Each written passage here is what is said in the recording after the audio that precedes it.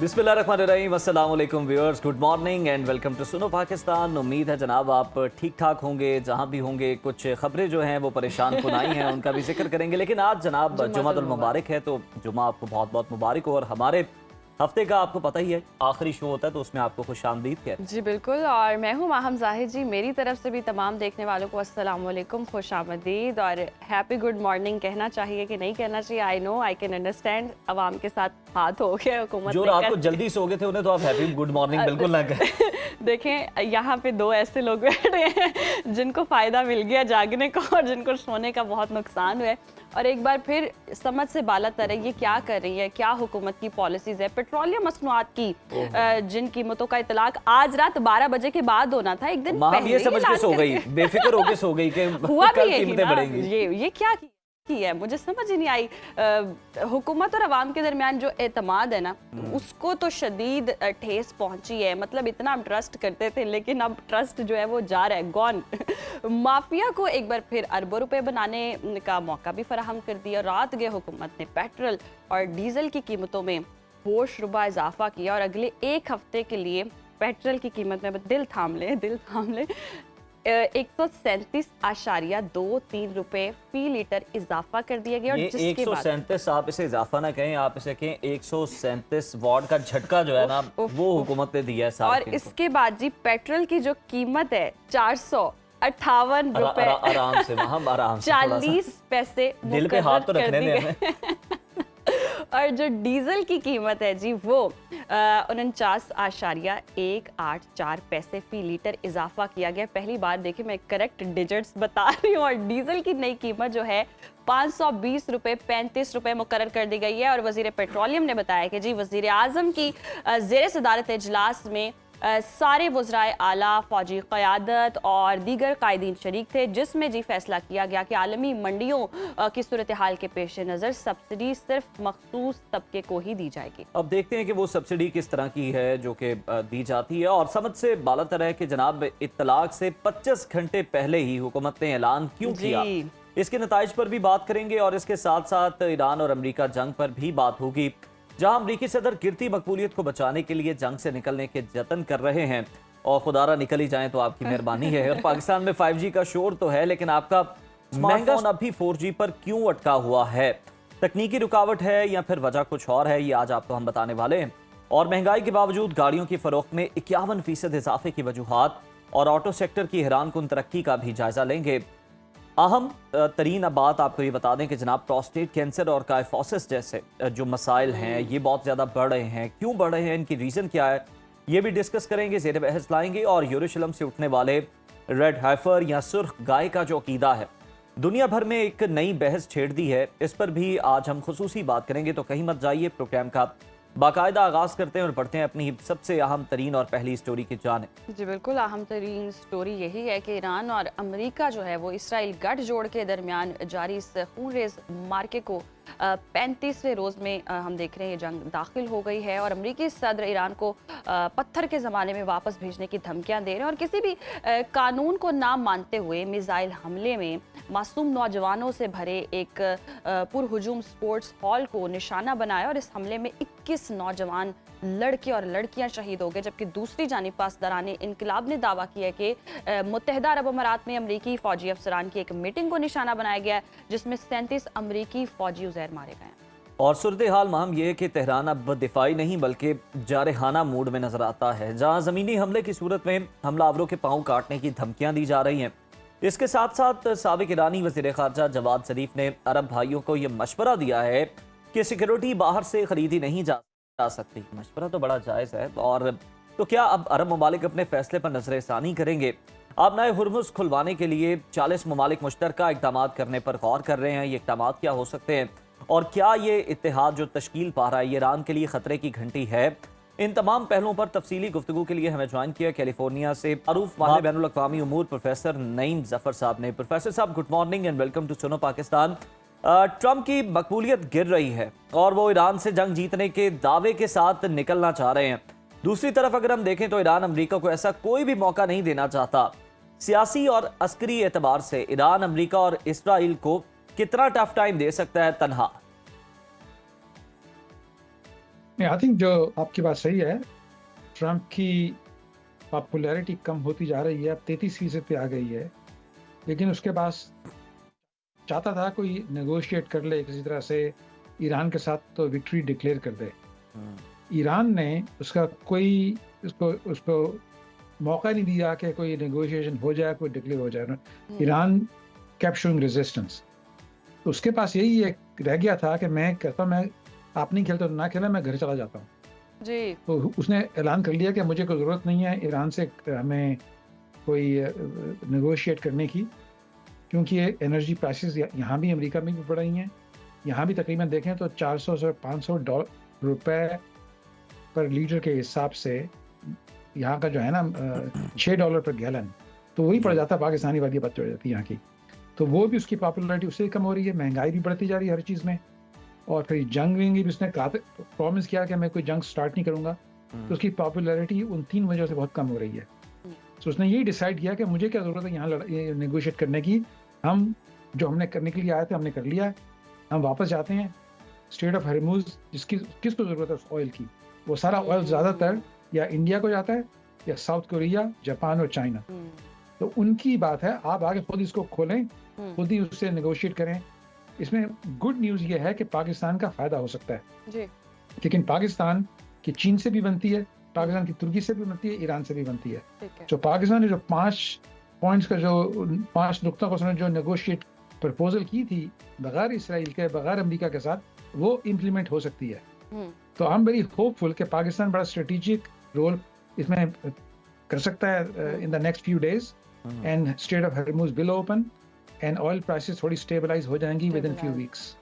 चलें, ये तो हर कोई ही दुआ गो है कि ऑयल प्राइसेस कम से कम जी हैं वो नीचे आए, जिसका इफेक्ट हम पाकिस्तान में भी देख रहे हैं।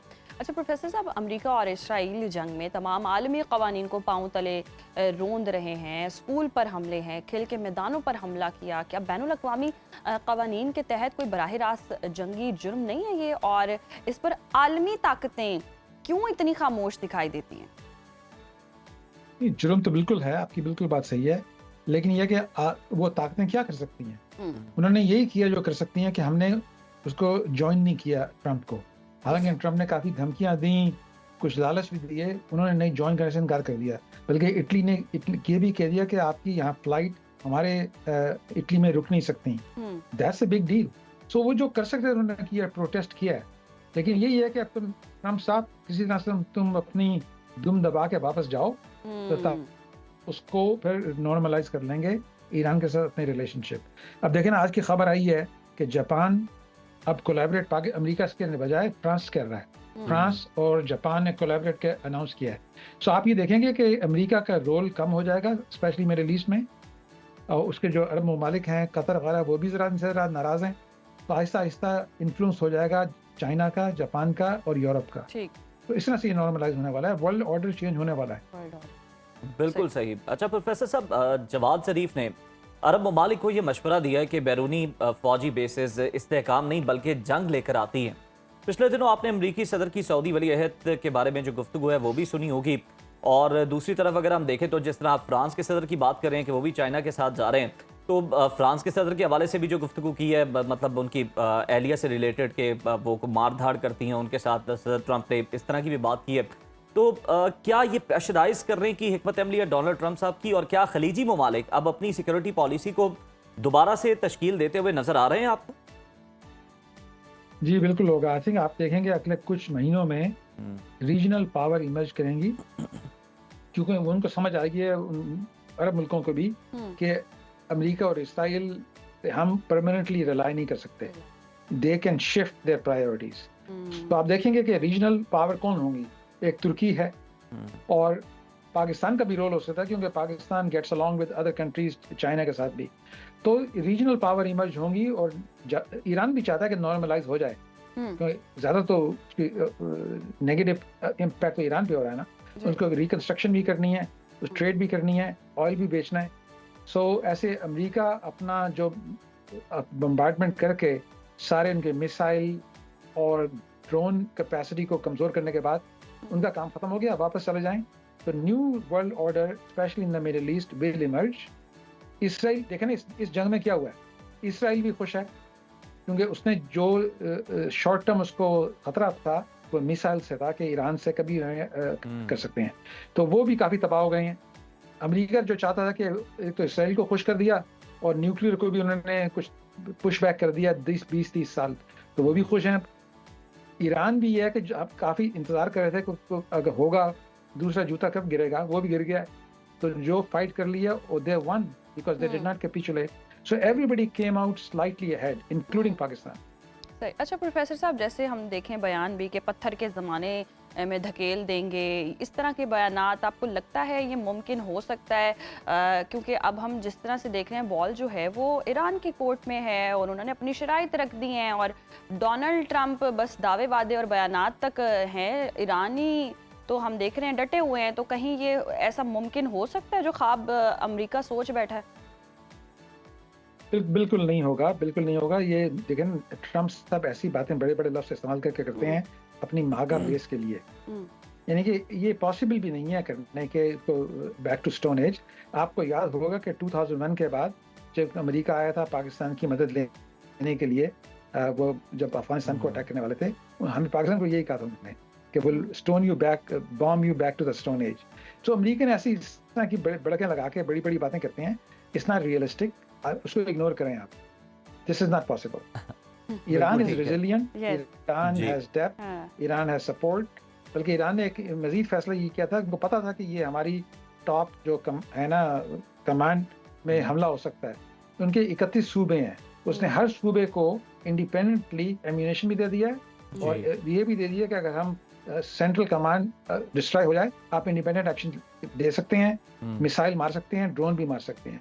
तो ये जो ट्रंप जो चाह रहा था कि 2-3 हफ्ते मजीद हो जाए, इसलिए कि इस हर सूबे में जाके बम्बार्डमेंट करेंगे ताकि उनको जरा मिनिमाइज करते हैं ड्रोन एंड मिसाइल के आर्सेनल को। So basically Iran basically one, they did not capitulate, they did not give in, so Irani should be proud. बिल्कुल, उन्हें इस बात पर फख्र भी है और बेशक नुकसान भी हुआ ईरान का, लेकिन हम देख रहे हैं कि सिर्फ ईरान ही नहीं है जिसका नुकसान हुआ। इस जंग ने खलीजी ममालिक को मौशी तौर पर बहुत पीछे धकेला है। 500 अरब से जायद का नुकसान जो है वो रिपोर्ट हो रहा है और इस बहरान से निकलने के लिए खलीजी ममालिक के पास अब आपको लगता है कि कोई प्लान मौजूद है और इस चीज़ से वो निकल पाएंगे? देखें, जो उनके पास ऑयल है, उनके पास पैसे हैं, they have to figure out कि भाई हमारा वाकई अलायंस किसके साथ करनी चाहिए ताकि हमारा फ्यूचर सिक्योर हो। पिछले 3 साल में वो ट्रंप के साथ बहुत ही दोस्ती कर रहे थे, जहाज उसको तोहफतन दे रहे थे। अब वो समझें कि यार ये काफ़ी नहीं है, हमें और भी अलायंस बनानी पड़ेंगी मुख्तलिफ मुल्कों के साथ ताकि हमारा फ्यूचर सिक्योरिटी गारंटी हो। तो अमेरिका का जो इन्फ्लुएंस था वो थोड़ा कम होगा खलीजी मुल्कों में, और खलीजी मुल्कें अपनी डिप्लोमेटिक एफर्ट्स को बढ़ा के मजीद वो ताल्लुकात पैदा करेंगे अपने रीजनल, अपने हमसायों के साथ। ठीक, सही। अच्छा प्रोफेसर साहब, ईरान ने अपने हुर्मस को हम देखते हैं बहुत कामयाबी से बंद कर रखा है और जिसका वावेला अमेरिकी सदर और अमेरिकी सदर बौखलाहट का ही बहुत शिकार हैं। अमेरिका अपनी तमाम तरफ फौजी ताकत के बावजूद इस आलमी गुजरगाह को खुलवाने में नाकाम क्यों नज़र आ रहा है? 40 ममालिक का मुमकिन इत्तेहाद, आपको क्या लगता है, क्या रूट बनता दिखाई दे रहा है? देखिए ना, जब इराक की वॉर हुई थी 1991 में, तो सेक्रेटरी ऑफ स्टेट और प्रेसिडेंट ऑफ अमेरिका, उन्होंने सब मुल्कों के कॉल करके कोalition बनाई थी। वो कोalition में आई थिंक 50, 60, 70 मुल्क इकट्ठे से एग्री किया था, यूनाइटेड नेशंस में गए थे। ये ट्रंप साहब ने किसी से ना अलायंस बनाई है, ना किसी को इन्फॉर्म किया है, और वो जोश में आके इजराइल के कहने पे उन्होंने कहा हम वेनेजुएला की तरह हम ये सबको तबाह कर देंगे, 2 दिन में वो फ्लिप हो जाएगा ईरान, ये वेनेजुएला की तरह। वो मिस इन्फॉर्मेशन में उन्होंने ये प्लान बनाया है। अब समझ नहीं आया कि ईरान की डेप्थ है, ये 3000 साल की इनकी हिस्ट्री है, इतनी आसानी से आप उसको नहीं तबाह कर सके वेनेजुएला की तरह। तो अब फंस गए। अब जो फंस गए थे, पॉपुलैरिटी भी कम हो रही है अमेरिका में, महंगाई भी हो रही है, एलाइज भी नहीं आ रहे।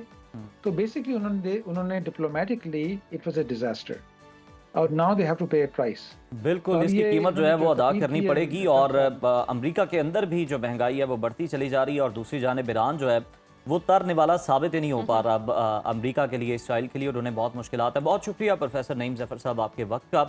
और सूरत हाल जो है वो अब आपके सामने है और जो जंग इस पर चल रही है, वजह से पूरी दुनिया पर जो इसके असरात आ रहे हैं वो अब संभाले नहीं संभल रहे। इंडिया से खबरें आ रही हैं कि वहाँ पर भी जी एलपीजी का बहुत बड़ा बहरान जो है वो सर उठा चुका है और ट्रांसपोर्ट जो है उसको बड़ा महदूद कर दिया गया है। पाकिस्तान में सूरत हाल आपके सामने है और ऐसे में अमेरिका को हासिल भी कुछ नहीं हो रहा, लेकिन अमेरिका चाहता है कि जनाब वो इस मैदान जंग से फातेह के तौर पर तलवार लहराता हुआ जनाब बाहर निकले और दुनिया को बताए कि देखें जी हमने फतह कर लिया, लेकिन असल में हार सबकी हो रही है। ऐसे ही है, दावे वादे सिर्फ खिफत मिटाने के लिए, एक्चुअल में उनको कुछ हासिल नहीं हो रहा, ना डोनाल्ड ट्रंप को ना अमेरिका को, और वो ऑल अलोन चल रहे हैं और वो अमेरिका के अंदर भी अकेले रह गए हैं। वहाँ के लोग भी उनको सपोर्ट नहीं कर रहे हैं, उनके अपने जो मिड टर्म इलेक्शंस है वो खतरे में पड़े हुए हैं, अपनी पॉलिटिक्स खतरे में, अपने अहदेदारों को हटा रहे हैं।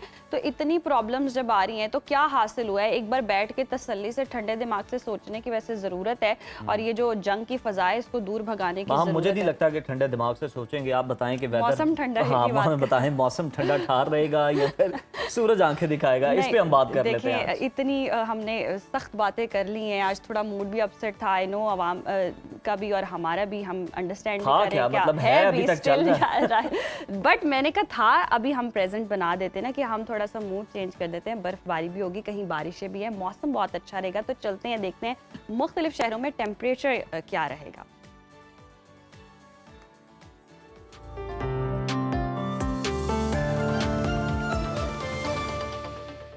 नाज़रीन, मुल्क भर में बेशतर इलाकों में हम देख रहे हैं तेज हवाओं और गरज चमक के साथ बारिश का इम्कान है, जबकि शिमाल, मशरक़ी बलोचिस्तान, बलाई सिंध, पंजाब और कश्मीर में चंद मकामात पर मूसलाधार बारिश और चंद मकामात पर यालाबारी की तवक्को है। मुख्तलिफ शहरों में मौसम की क्या सूरत हाल है, आइए जान लेते हैं। और हमेशा की तरह सबसे पहले बात करेंगे बुलंदोबाला पहाड़ों की सरजमीन गिलगित बल्तिस्तान की, जहां तेज हवाओं और मतला जुज़वी अब्र आलूद रहने का इम्कान है। गिलगित का टेम्परेचर देख लेते हैं। यहाँ पर हम देख रहे हैं ज़्यादा से ज़्यादा दर्जा हरारत है 16 और कम से कम 6 डिग्री तक गिरने का इम्कान है, जबकि स्कर्दू में ज़्यादा से ज़्यादा दर्जा हरारत है 13 और कम से कम 3 डिग्री तक गिरने की तवक्को है। महकमा मौसमियात के मुताबिक आइंदा 24 घंटों के दौरान चंद मकामात पर गरज चमक के साथ बारिश और पहाड़ों पर बर्फबारी का इम्कान है। सयाहों की जन्नत आज़ाद कश्मीर के मौसम के हवाले से बताएं तो तेज हवाओं और गरज चमक के साथ यहाँ भी वक्फे वक्फे से बारिश का इम्कान है। दारुल हुकूमत मुजफ्फराबाद का रुख करते हैं। यहाँ पर हम देख रहे हैं ज़्यादा से ज़्यादा दर्जा हरारत है 19 और कम से कम 12 डिग्री रहने का इम्कान है, जबकि श्रीनगर में ज़्यादा से ज़्यादा पारा है 15 और कम से कम 8 डिग्री तक गिरने की तवक्को है। मौसम का हाल बताने वालों ने आइंदा 24 घंटों के दौरान चंद मकामात पर मूसलाधार बारिश का इम्कान जाहिर किया है। और अब आपके साथ शेयर करेंगे मेज़बानों की धरती यानी कि खैबर पख्तूनख्वा का मौसम, जहां हम देख रहे हैं सुबह के बेशतर अजला में तेज़ हवाओं और गरज चमक के साथ वक्फे वक्फे से बारिश का इम्कान है। सबसे पहले रुख करते हैं सूबाई दारुल हुकूमत पेशावर का, जहां हम देख रहे हैं ज़्यादा से ज़्यादा दर्जा हरारत है 20 और कम से कम 15 डिग्री रहने का इम्कान है। सवात की बात करें, जिसे जी पाकिस्तान का स्विट्ज़रलैंड कहा जाता है, यहाँ पर ज़्यादा से ज़्यादा टेम्परेचर है 10 और कम से कम 4 डिग्री तक गिरने की तवक्को है। और आइंदा यहाँ पर 24 घंटों के दौरान डेरा इस्माइल खान, कोहाट, चारसद्दा, कलाम, सवात और दीर में आंधी और गरज चमक के साथ बारिश, जबकि पहाड़ों पर हल्की बर्फबारी का इम्कान है। आगे बढ़ते हैं, आपके साथ शेयर करते हैं 5 दरियाओं की सरजमीन पंजाब के मौसम के हवाले से बात करें तो सुबह के बेशतर अजला में मतला जुज़वी अब्र आलूद रहने का इम्कान है। बागों के शहर लाहौर का रुख करते हैं। लाहौर में हम देखते हैं ज़्यादा से ज़्यादा जो टेम्परेचर है वो है 24 और कम से कम 16 डिग्री रहने का इम्कान है, जबकि शहर इक़्तिदार इस्लामाबाद का रुख करें तो यहाँ हम देखते हैं मैक्सिमम टेम्परेचर है 22 और मिनिमम 15 डिग्री रहने की तवक्को है, जबकि औलिया के शहर मुल्तान में ज़्यादा से ज़्यादा दर्जा हरारत है 24 और कम से कम 16 डिग्री तक रहने का इम्कान है। महकमा मौसमियात के मुताबिक आइंदा 24 घंटों के दौरान मरी, गिलियात और गिरदोनवाह में गरज चमक के साथ बारिश, जबकि चंद मकामात पर यालाबारी का भी इम्कान है। और अब आपके साथ शेयर करेंगे बलूचिस्तान का मौसम, जहां हम देख रहे हैं सुबह के बेशतर अजला में तेज हवाओं, आंधी और गरज चमक के साथ बारिश का इम्कान है। यहाँ भी कोयटा का रुख करते हैं। कोयटा में ज़्यादा से ज़्यादा दर्जा हरारत है 13 और कम से कम 6 डिग्री तक गिरने का इम्कान है। महकमा मौसमियात के मुताबिक आइंदा 24 घंटों के दौरान पंजगुड़, तुरबत, केच, आवरान और मकरान के साहिली इलाकों में बारिश और यालाबारी की भी तवक्को है। और नाज़रीन, आखिर में हमेशा की तरह आपके साथ शेयर करेंगे सुबह सिंध का मौसम, जहां सुबह के बेशतर अजला में मतला जुज़वी अब्र आलूद रहेगा। शहर कायद कराची का रुख करते हैं। यहाँ पर हम देख रहे हैं ज़्यादा से ज़्यादा टेम्परेचर है 28 और कम से कम 21 डिग्री रहने का इम्कान है, जबकि हैदराबाद में ज़्यादा से ज़्यादा पारा है 32 और कम से कम 21 डिग्री तक गिरने की तवक्को है। ताहम जामशोरो, ठट्ठा, बदीन, उमरकोट, थरपारकर, दादू और गिरदोनवाह में चंद मकामात पर तेज हवाओं, आंधी और गरज चमक के साथ बारिश मुतवक्के है।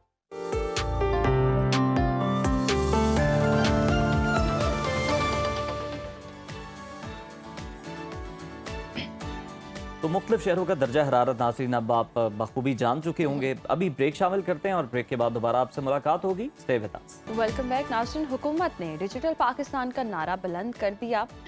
5G सर्विस की लाइसेंसिंग के बाद लॉन्चिंग भी हो गई, लेकिन जब बात अमली टेक्नोलॉजी की आई तो सारिफीन एक अजीब परेशानी में मुब्तला हैं। 5G सपोर्टेड जो मोबाइल होने के बावजूद भी हम देख रहे हैं अगर 5G इंटरनेट स्पीड ना मिले तो मायूसी जो है वो बहुत ज़्यादा फितरी है, मुमकिन हो जाती है कि ये क्या सूरत हाल बनी हुई है। हकीकत ये है कि ये टेक्नोलॉजी मौजूद है, इंफ्रास्ट्रक्चर भी तैयार है, लेकिन कन्फिग्रेशन और सर्टिफिकेशन के मामलात ने इसे ब्रेक लगा रखी है। ये मामला है क्या? इस तकनीकी पेचीदगी को समझने के लिए हमारे साथ शिकागो से खुसूसी तौर पर मौजूद हैं IT expert, CEO start venture Khurram Zubairi साहब। खुरम साहब, welcome to Suno Pakistan. Good morning. कहिएगा कि बतौर एक कंज्यूमर, मार्केट जहां सर्विस प्रोवाइडर्स कंपनियों की तादाद हम देख रहे हैं कम हो रही है, फाइनेंशियल मॉडल में 5G सर्विस की पाकिस्तान में ज़रूरत किस कदर?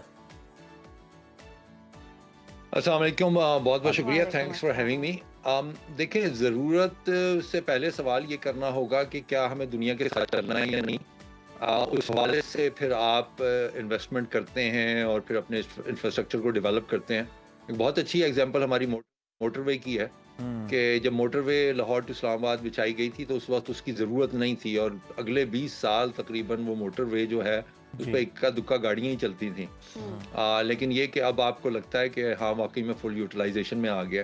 तो आपका सवाल बिल्कुल सही है कि क्या ज़रूरत भी थी। तो करंट जो हमारा इकोसिस्टम है IT का और बाकी चीज़ों का, उसके हवाले से तो बिल्कुल आपका सही क्वेश्चन बनता है कि बिल्कुल ज़रूरत नहीं थी।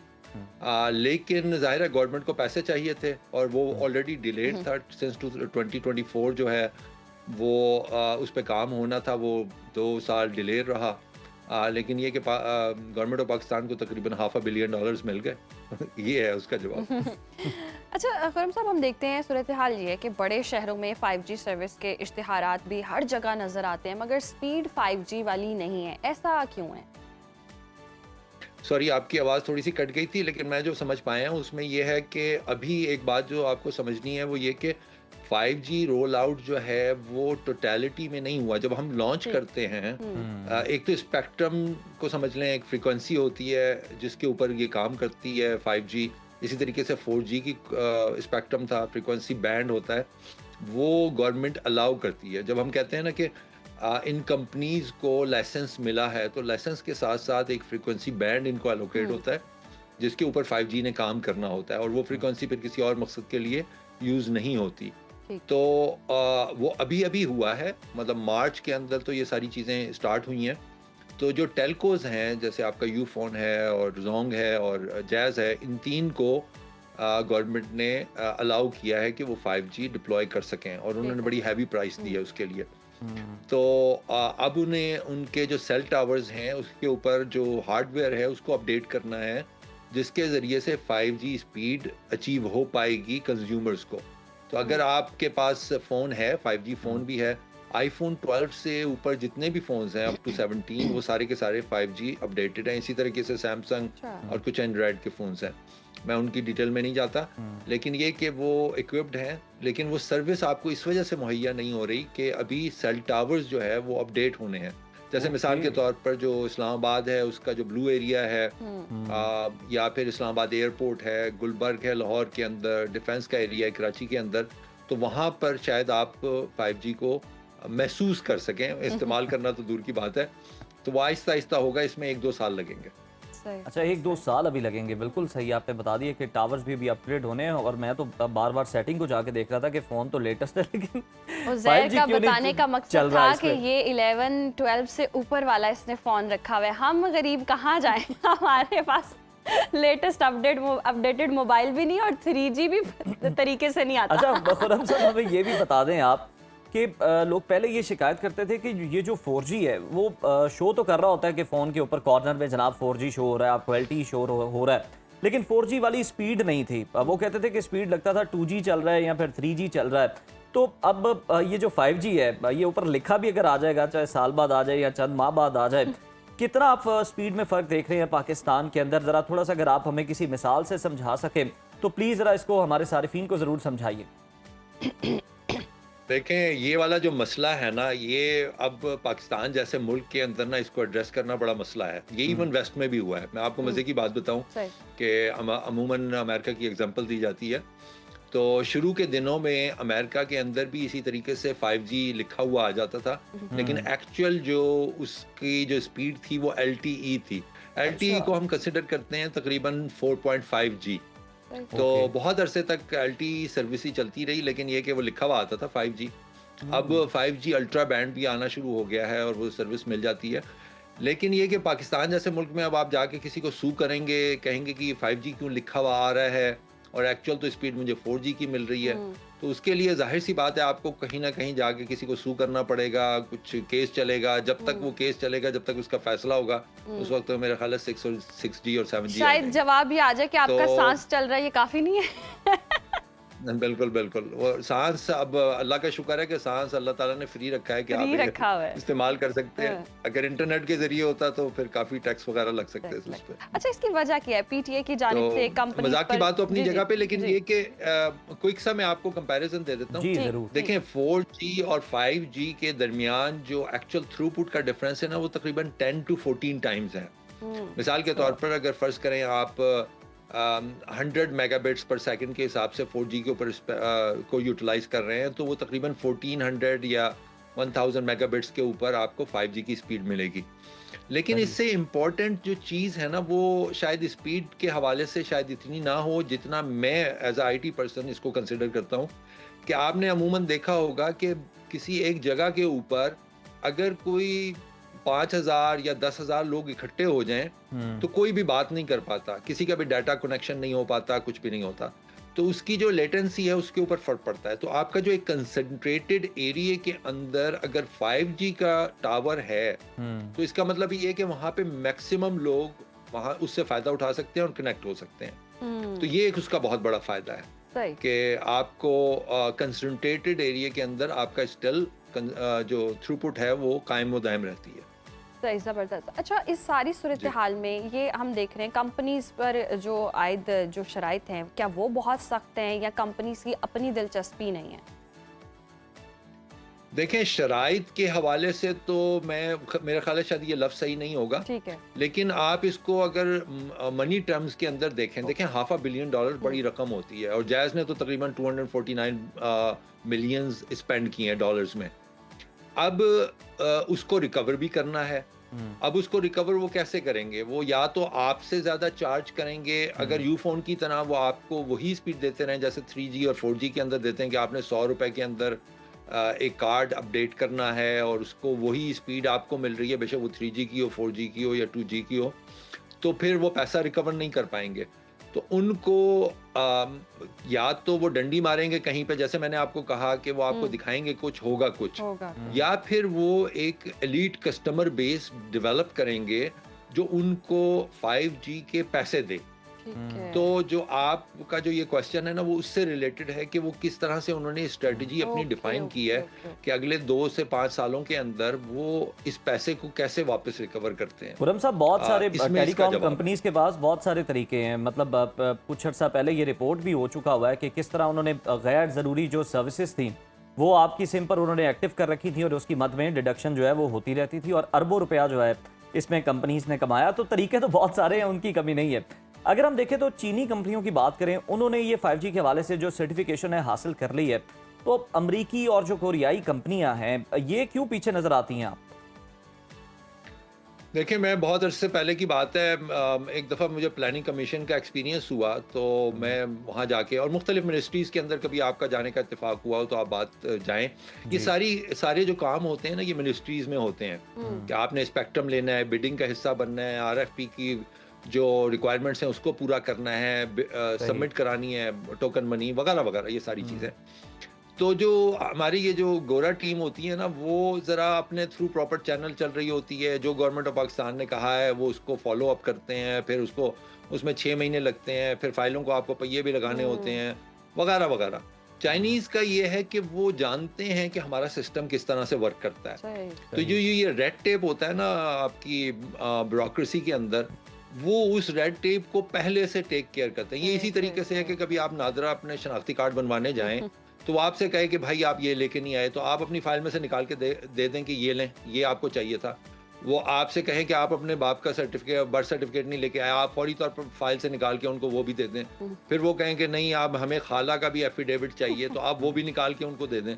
تو چائنیز کے بارے میں یہ مشہور ہے کہ ان کے پاس نا ہر چیز فوراً موجود ہوتی ہے, کیونکہ ان کو پتہ ہوتا ہے کہ انہوں نے میرے سے کیا مانگنا ہے. تو ان کا کام ذرا جلدی ہو جاتا ہے اس حوالے سے. صحیح, زبردست. اچھا, 5G کے آنے سے اگر ہم بات کر ہی رہے ہیں تو پاکستان کی فری لانسنگ اور IT برآمدات پر اس کا کیا ایفیکٹ ہوگا؟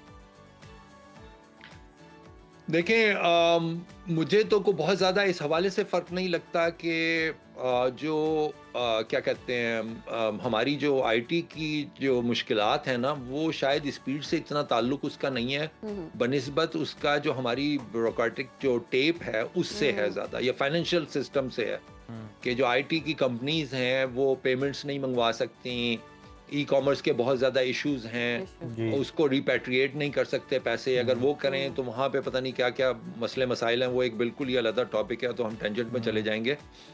لیکن اس حوالے سے مددگار ثابت ہو سکتا ہے کہ جتنی بھی ریموٹس ٹیم ہیں ان کا جو لیگ آتا ہے, یا وہ گھر سے بیٹھ کے کام کرتے ہیں یا ریموٹ لوکیشن سے کام کرتے ہیں, ان کو ایک پائیدار ایک کنیکشن مل سکتا ہے, اور ان کو گھر پہ بیٹھا رہنے کی ضرورت نہیں ہے. جیسے کہ دنیا میں ہوتا ہے, آپ کہیں پہ بھی کسی کیفے میں چلے جائیں اور آپ بیٹھ کے یوٹیلائز کرنا شروع کرتے ہیں, آپ کو کسی سے وائی فائی کا پاسورڈ مانگنے کی ضرورت نہیں ہے, کیونکہ آپ کا نیٹ چل رہا ہوتا ہے. مجھے تو یاد بھی نہیں ہے کہ میں نے کب کس طرح سے وائی فائی سے میں کنیکٹ ہوا ہوں. کئی جگہ پہ اب موجود بھی ہوتا ہے, تو میں اپنا 5G الٹرا بینڈ یوز کر رہا ہوتا ہوں, وہ مجھے زیادہ بہتر لگتا ہے. اور پھر ہیکنگ کے بھی چانسز کم ہوتے ہیں کہ میں کسی وائی فائی سے کنیکٹ ہوں جس پہ میں ٹرسٹ نہیں کرتا. بالکل ٹھیک ہے خرم زبیری صاحب, بہت شکریہ آپ کے وقت کا, اور بڑی بہترین انداز میں آپ رہنمائی فرمائی ہے کہ جناب 5G جو ہے وہ کب اور کیسے میسر ہوگا, سپیڈ پہ کتنا فرق آئے گا, اور صارفین کو اب کتنا انتظار درکار ہوگا. تو جناب اگر آپ کے فون پہ 5G کا آئیکن منڈلا رہا ہے تو ابھی آپ نے خوش نہیں ہونا, یہ نہیں سمجھنا کہ غلطی کہ یہ آ گیا, یہ غلطی سے آ سکتا ہے, لیکن آپ کو 5G سپیڈ ابھی نہیں ملنے والی, اس کے لیے انتظار ہے. ہم وہاں تک نہیں پہنچے, ہم 3G تک ہی ہیں, اور وہ بھی ہمارے پتہ نہیں سلو آتا ہے. کیا مسئلہ ہے, کیا کرنا چاہیے یہ نہیں پتا. اگر 5G آ جائے گا تو کیا ہوگا. دیکھیں, اگر موبائل کی نیٹ ورک کی سپیڈ میں تھوڑی سی کمی ہے انٹرنیٹ میں, تو وہ اپنے پاس سے پوری کر یہ بھی ٹھیک ہے, یہی آپشن باقی ہے, لیکن بیلنس کرنا ہے کہیں جس طرح کی آپشنز آ رہی ہیں نا, بریک لینا ہی بنتا ہے. یا وقت ہے بریک کا, دیکھتے رہیے سنو پاکستان. ناظرین, اب بات کر رہے ہیں اس سیکٹر کی جو ملکی معیشت کو نئی رفتار دے رہا ہے, اور فروری 2026 کے داد و شمار دیکھ کر دل خوش تو ہوتا ہے, مگر ذہن میں کئی سوالات ہیں. گاڑیوں کی فروخت میں 51% کا غیر معمولی اضافہ ظاہر کرتا ہے کہ مارکیٹ ترقی کریے, لیکن کیا یہ خوشحالی صرف ان کے لیے ہے جو کروڑوں روپے کی گاڑیاں خرید سکتے ہیں؟ کیونکہ ایک طرف ہم دیکھ رہے ہیں پیٹرول کی قیمت 458 روپے کا ہنسا پار کر چکی ہے, وہیں عام پاکستانی اب بھی موٹر سائیکل سے گاڑی پر منتقل ہونے کے درمیان قیمتوں کے جو پہاڑ ہیں اس فرق سے بہت زیادہ پریشان ہیں. اور پیداواری صلاحیت تو دیکھیں 5 لاکھ یونٹس تک پہنچنا یقیناً انڈسٹری کی بڑی کامیابی تصور کی جاتی ہے, مگر ڈیمانڈ ابھی بھی 3 لاکھ سے کم ہے, کیونکہ آٹو انڈسٹری کا اصل چیلنج افورڈیبلٹی یعنی سستی سواری فراہم کرنا ہے. ان تمام پہلوؤں پر اور آٹو سیکٹر کے مستقبل پر گہری نظر رکھنے کے لیے آج ہمارے ساتھ موجود ہے, ہمیں جوائن کیا کہ معروف آٹو ایکسپرٹ حافظ سجاد صاحب نے, جن سے ہم جانیں گے کہ کیا یہ تیزی برقرار رہ پائے گی یا قیمتوں کا بم اس رفتار کو بریک لگائے گا. حافظ صاحب, ویلکم ٹو سنو پاکستان. کہیے گا کہ آٹو سیکٹر ترقی کر رہا ہے واقعی کیا, کیونکہ فروری 2026 میں گاڑیوں کی فروخت میں 51% کا اضافہ ایک بہت بڑا عدد ہے. کیا یہ گاڑیاں وہی طبقہ خرید رہا ہے جو خوشحال ہے, کیونکہ عام عوام کی تو ہم دیکھیں قوت خرید کم ہو رہی ہے؟ بسم اللہ الرحمن الرحیم. یہ پکچر کا کیا ایک رخ ہے. دوسرا رخ یہ ہے کہ 2017-18 میں تقریباً 2.5 لاکھ گاڑیاں بکی, अगर 2017-18 को उसके आदाद शुमार आप उठाते हैं तो 2.5 लाख गाड़ी बिकती है, और उसके बाद अभी ये फर्स्ट टाइम हो रहा है कि ये इतना शानदार जो बूम है उस इंडस्ट्री के अंदर आया। लेकिन प्रॉब्लम अभी भी जो लोग है, आप कह सकते हैं कि अभी जो सब टॉप सेलिंग गाड़ी है इस वक्त आज की तारीख में वो सुजुकी ऑल्टो है। सही। 31,000 यूनिट उसके पिछले 7 माह के अंदर बिके हैं। आप क्या समझते हैं कि ऑल्टो जो है वो उस प्राइस ब्रैकेट की गाड़ी है जिसपे वो बिक रही है? तो अभी बहुत सारे मसाइल हैं, ठीक है, चीजें बेहतर होनी शुरू हुई 2017-18 में। अगर आप 2.5 लाख गाड़ी बेच रहे थे और अभी फर्स्ट टाइम आप कहते हैं कि अभी हमने तकरीबन 1,20,000 गाड़ी बेची है, अगर आप पहले ये 8-9 माह की बात करते हैं जी। तकरीबन 9 माह में अगर 1,20,000 बिकी है गाड़ी 2024, 25, 26 के अंदर, और आप 2017-18 के आदाद शुमार को देखते हैं तो अभी हम बहुत पीछे हैं, कुछ भी नहीं हुआ अभी तक बेहतर। सही सही। अच्छा हाफिज साहब, सालाना 5 लाख यूनिट्स की सलाहियत के बावजूद पाकिस्तान में गाड़ियों की डिमांड तो 3 लाख से भी। जी जी जी हाफिज साहब, आपको आवाज आ रही है? जी, आवाज ड्रॉप हो गई थी, अब आ रही है बिल्कुल। अच्छा, हम देख रहे हैं सालाना 5 लाख यूनिट्स की सलाहियत के बावजूद पाकिस्तान में गाड़ियों की डिमांड तो 3 लाख से भी कम है। उसके बावजूद भी क्या अभी ऑन मनी का कल्चर मौजूद है? देखिए, ऑन मनी का कल्चर जो है उसकी रीजन डिमांड और सप्लाई का फर्क है, और वो चंद गाड़ियों में है। अगर आप बिग थ्रीज की बात करते हैं जो पाकिस्तान में बड़े रहे और जिन्होंने ऑन मनी की ये सारी गेम की, ये जो फ्रॉडलेंट एक प्रॉपर एक गेम थी पाकिस्तान के अंदर, ये बिग थ्री करते थे। इस वक्त बिग थ्री की कोई गाड़ी ऑन पे नहीं बिक रही, टोयोटा की कोई गाड़ी ऑन पे नहीं बिकती, होंडा की कोई गाड़ी भी ऑन पे नहीं बिकती, सुजुकी की कोई गाड़ी ऑन पे नहीं बिकती। तो जो गाड़ियां ऑन पे बिक रही हैं वो सिर्फ डिमांड और सप्लाई का फर्क है। उसमें आप नंबर 1 पे इस वक्त जैको है, जैको पे ऑन चल रहा है, और चेंगान की दीपाल पे ऑन चल रहा है। तो इस तरह 2-4 लिमिटेड यूनिट्स पे चल रहे हैं ऑन, अदरवाइज ऑन उस तरह नहीं है जिस तरह एक गेम की जाती थी अवाम के साथ। इस वक्त वो सूरत हाल नहीं है। सही सही सही। अच्छा हाफिज साहब, मार्केट में इस वक्त जिस तरह से आपने बताया कि हॉट सेलिंग गाड़ी जो है वो ऑल्टो है, अगर थोड़े से और बजट में अगर आप चले जाते हैं तो और कौन सी गाड़ियां हैं जो हॉट सेलिंग हैं और फ्यूल एवरेज के एतबार से भी बहुत फ्रेंडली? देखें, अभी तक पाकिस्तान के अंदर जो एक आज हम फ्यूल क्राइसिस के बहुत बड़े दिन के अंदर बैठे हुए हैं और तारीख के सबसे बुलंद जो प्राइसेस हैं उसको हम फेस करने पे मजबूर हैं।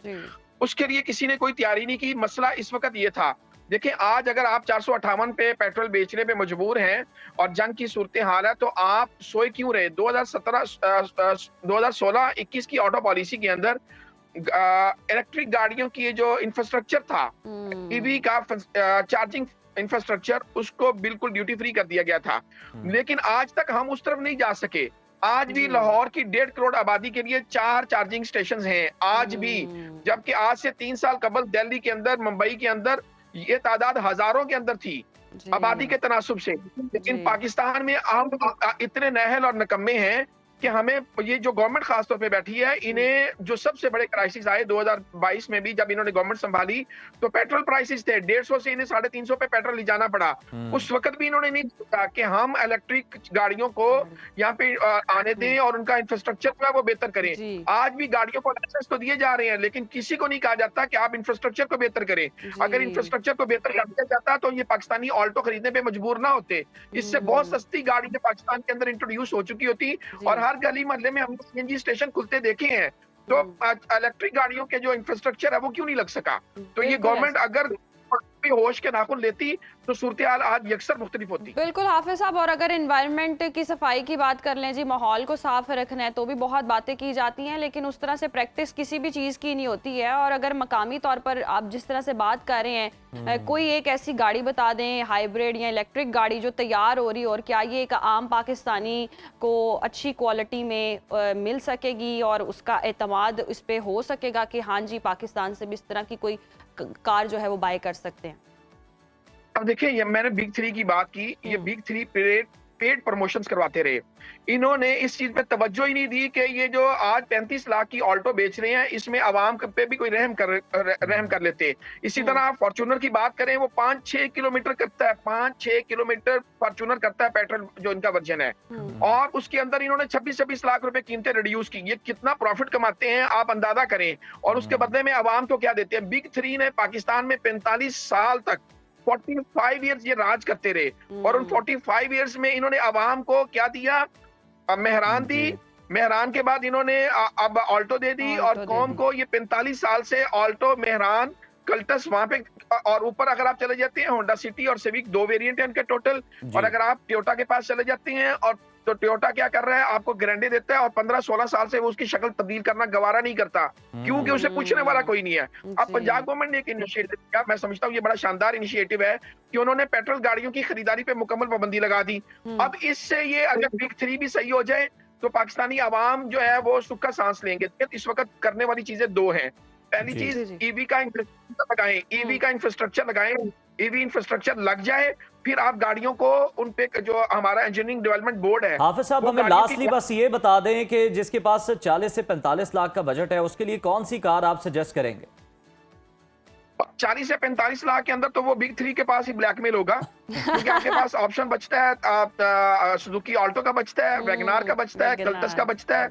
इसके अलावा तो आपके पास है ही कुछ नहीं, क्योंकि ये होंडा सिटी इस्तेमाल शुदा गाड़ियों में $5,000 से ऊपर नहीं है। हाफिज साहब, यूज्ड कार में बता दें, देखने वाले जो बाय करना चाह रहे हैं उनका अगर बजट है 40 तक या 35-40, उस बजट 45 मैक्सिमम। चलो 45। तो जापानीज गाड़ियों से अच्छी कोई गाड़ी नहीं है इस वक्त। 30 से 40 लाख की रेंज पे बहुत सारी मूव है, मीरा है, उसमें सुजुकी जापान से जो आती हैं बड़ी स्टैंडर्ड की गाड़ी हैं और फ्यूल एफिशिएंट गाड़ी हैं, 25 से 30 किलोमीटर करती हैं। फ्यूल क्राइसिस को भी वो चीजें मैनेज कर सकती हैं, और उसके साथ फ्यूल क्राइसिस के लिए भी बेस्ट हैं। बहुत शुक्रिया हाफिज साहब आपके वक्त का। और जिस तरह से हम देख भी रहे हैं पेट्रोल प्राइसेस बहुत ज्यादा हाई हो गए, तो जापानीज कार की कदर तो आ रही होगी। मेरे साथ बैठे उजैर को भी बहुत फील हो रहा है, फीलिंग जेलस विद 79 अदर्स।